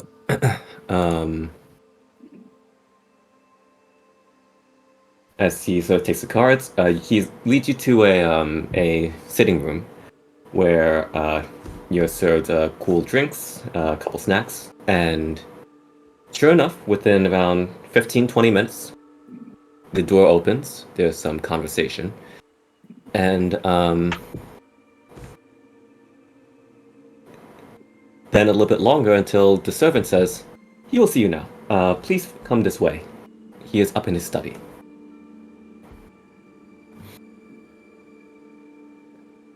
As you ascend, you find yourself in a lavishly decorated study, which is in complete contrast to the actually rather modest exterior of the house. Now, where are my people of interest? There you go. Bookshelves line the walls, and side tables groan under the weight of monographs and objets d'art. Where there aren't shelves, paintings, and bizarre masks adorn the walls. An overstuffed and somewhat worn sofa sits beneath the window at one end of the room, opposite a very large mahogany desk. And despite the quantity of material present, the room is very neat. Now, you see before you this man, Robert Moorcroft. He is impeccably turned out as he is dressed for dinner. He has a perfectly pressed suit, a white bow tie, which is in sharp contrast to the perspiration as on his brow, as well as the rolled up sleeves. Ah, good evening, all of you. My name is Robert Frederick Moorcroft. A pleasure. And he holds out his hand. I shake it. Mm-hmm. Good evening, Mr. Moorcroft. Thank you very much for seeing us. Dr. Lockhart, it's been years. It is wonderful to see you, and what a beautiful study you have. Thank you. I did not expect you'd be coming by. And this must be... Oh, yes. These are my companions, my husband Charles. Pleasure, Charles. Miss Chang. Mm-hmm. And my other assistant, Mr. Repin. And my good friend and fellow traveler, Mr. Bazaz-Wain. And we just happened to be in Peshawar. And we stopped by the museum earlier today, and it is quite magnificent. Yes, it certainly is. Mr. Hargreaves and Mr. Daw take wonderful care of the artifacts inside and put on display for all to see and appreciate. Yes, and you have had such impressive contributions. Thank you. I am honored to know that you have seen the works that I have managed to put on display. I was wondering if perhaps we might be able to get a better look at some of your finds. Well, whichever ones would you like to look at? Oh, what really caught our eye were those bowls. The 7 bowls. The 7 bulls. Oh, yes. I dug those up recently, at least a couple months ago.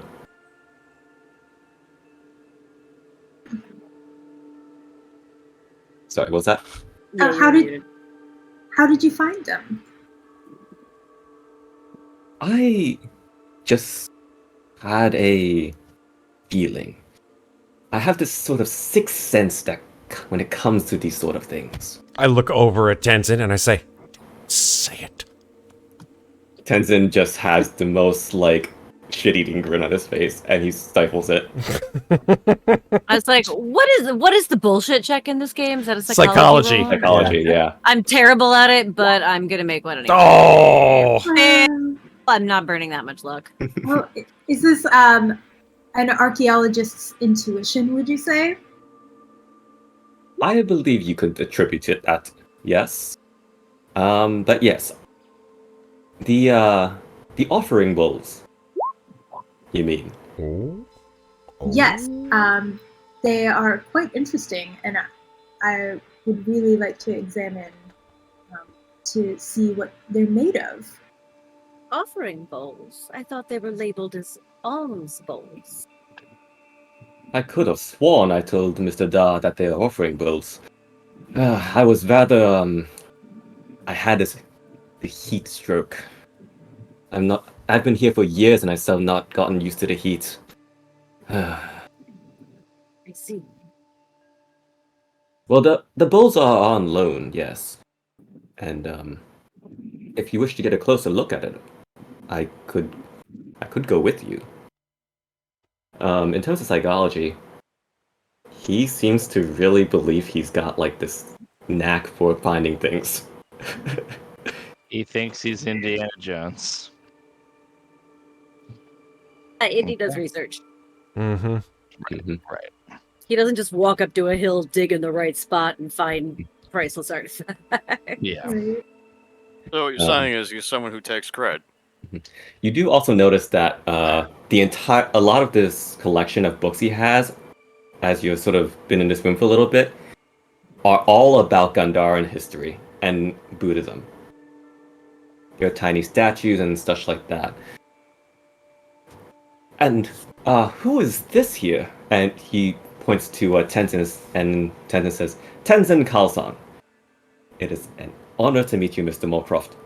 And they have a very firm handshake and says, you are a fascinating individual. I would love to talk to you more, Mr. Khalsan. Huh. Khalsan was saying how he would really love to see the bowls outside of the lights of the museum. You know how it can be very sterile and scientific there sometimes, and there's more of a spiritual element to peace. Wouldn't you agree? How long? You just need a look, yes? An examination. Very briefly. I'm going to let the investigators know that the reason why you need the bowls is for a ritual later on it down the Yes. line. No, onto we that. know we need them. Yeah. We know. We're just we're treading lightly here. I'm not gonna How tell the guy that you- we're gonna take the fucking bowls and run, right? No, yeah, we're not, you know. I think May is not necessarily going to be on Oh, board with stealing them per se, but will also not stop We'll just someone punch else him from in the doing back it. of the head. Wow, Charles Lockhart. Wow, Charles. Maybe Tenzin could make an impression on this guy. Exactly. Well, I think if you would like to examine the bowls, that can be arranged. I'm actually about to go to dinner now, but if you come by tomorrow, we can stop by together, and I will talk to Mr. Da, as well. The bowls are on loan from me, so we can. I can ensure you have a look without the display lights. Thank you, Mr. Markov. That is very generous of you, and we are very much looking forward to tomorrow. You said you're going to dinner. Could you recommend us a place to dine in the city? We've been traveling quite a bit, and I could use a good meal. Oh, yes, there are several local places, but I will be dining at the Auxiliary Club. Of course. Well, we would not want to keep you. Please enjoy your dinner and have a wonderful evening, and we shall see you tomorrow. Mm-hmm. And so he says, excuse me. He says, of course, come by here around 9 o'clock, and I will be happy to escort you on my way to the courts. Enjoy your dinner. Indeed, enjoy yours. Good evening. Good evening, all of you. And he sort of shows you out, the servant shows you out. And I think with that, as you all find yourselves at some restaurant in Peshawar, having lovely tea and curries and stews. Is there anything you'd like to discuss before we close out? Timur, how was the rest of your time at the museum? Did you see anything of interest? Yeah, I figure I get. Figure I get a closer look at some of the bowls, but certainly, our friend here definitely knows a lot more than I could ever possibly grasp. Like, I'm sorry, it's just so much history behind the said bowls. Ugh. But otherwise, I mean, we're starting to get a little dull, so figure I'd catch up. Well, you know a lot more than I think you give yourself credit for. How do you mean? Well, you have been a great help in my research, and especially on this trip. And you probably know more about art than any of us. Right. And, I mean,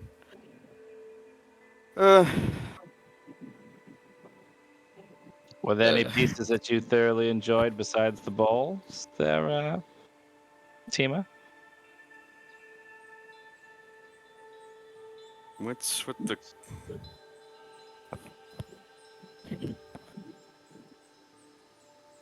Oh, Charles, he doesn't like to be put on the spot. You put me on the hot seat there, Timur. I was just checking to, you said you liked the art history. I just wanted to know if you had found anything else that you liked. Never mind. I won't pry. Ladies and gentlemen, I have a proposal to make, as bold as it may sound. Yes. Yes.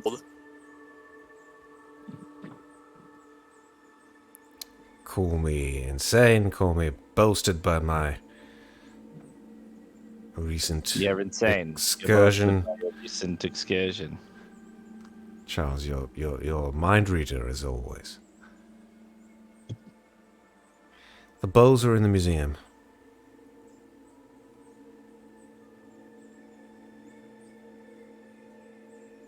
I propose, as law-abiding as we all seem to be,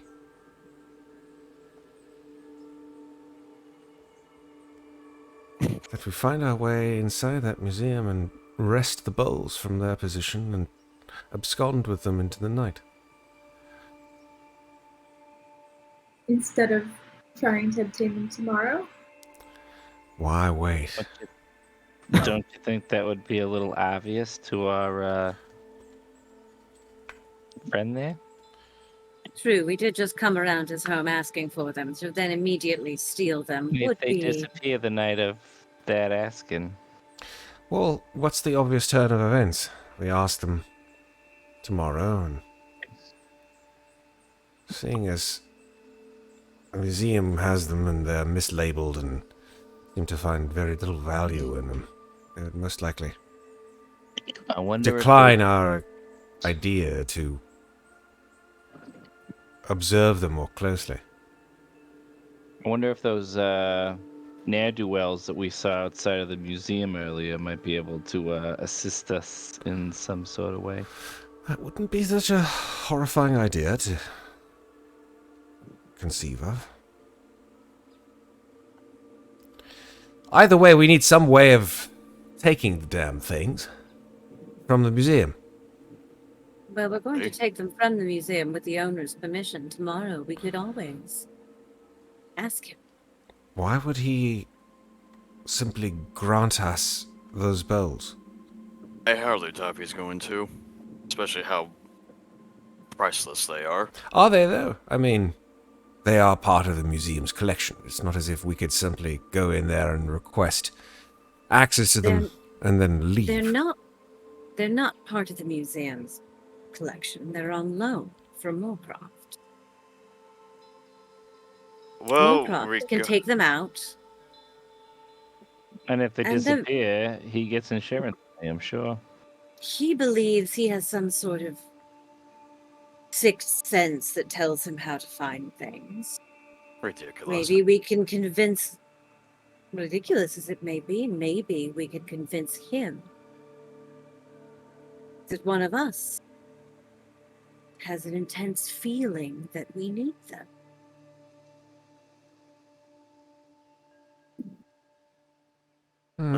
It may be ridiculous, but no more ridiculous than the 5 of us trying to perform a heist. Some of us may have experience in that particular regard. She raises an eyebrow but says nothing. Yeah, I just kind of looked over at Sophia. Like, what? Boy, you a master thief now? No, not a master thief. Certainly.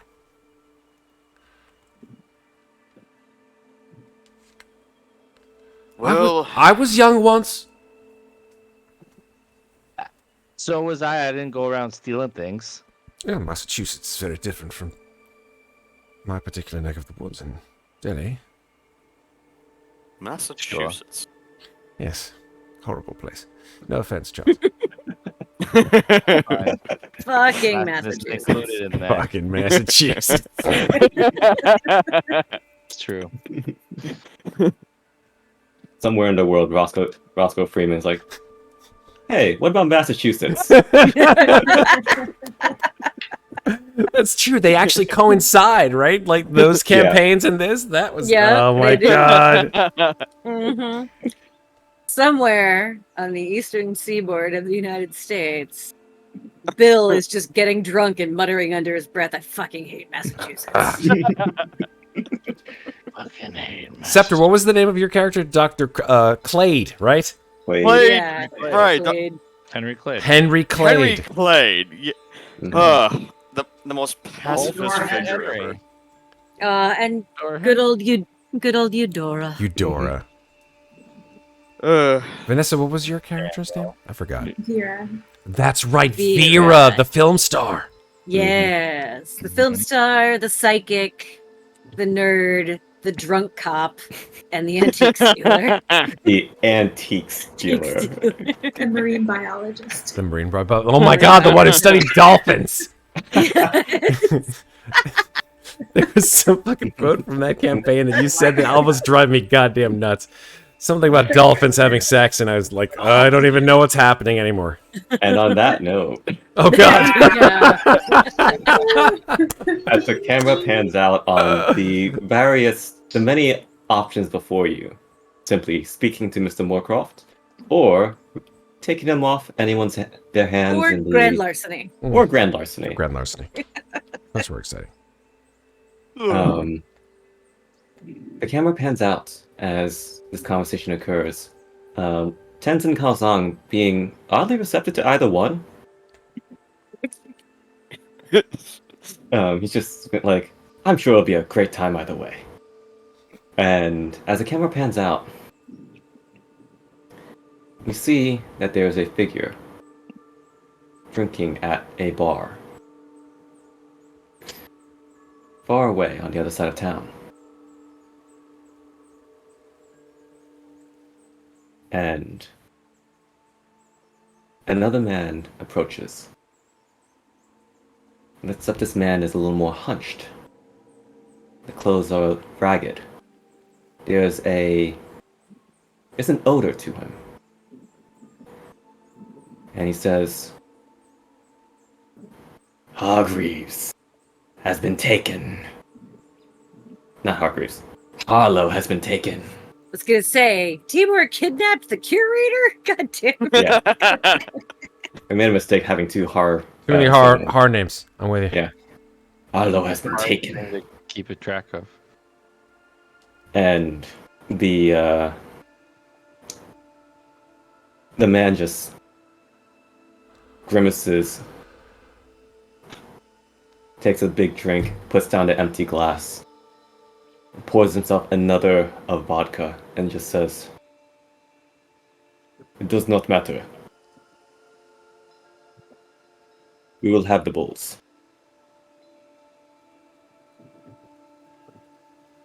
Only a delay of the inevitable." And you see this creature kneel and say, "Yes, Master Vitzen."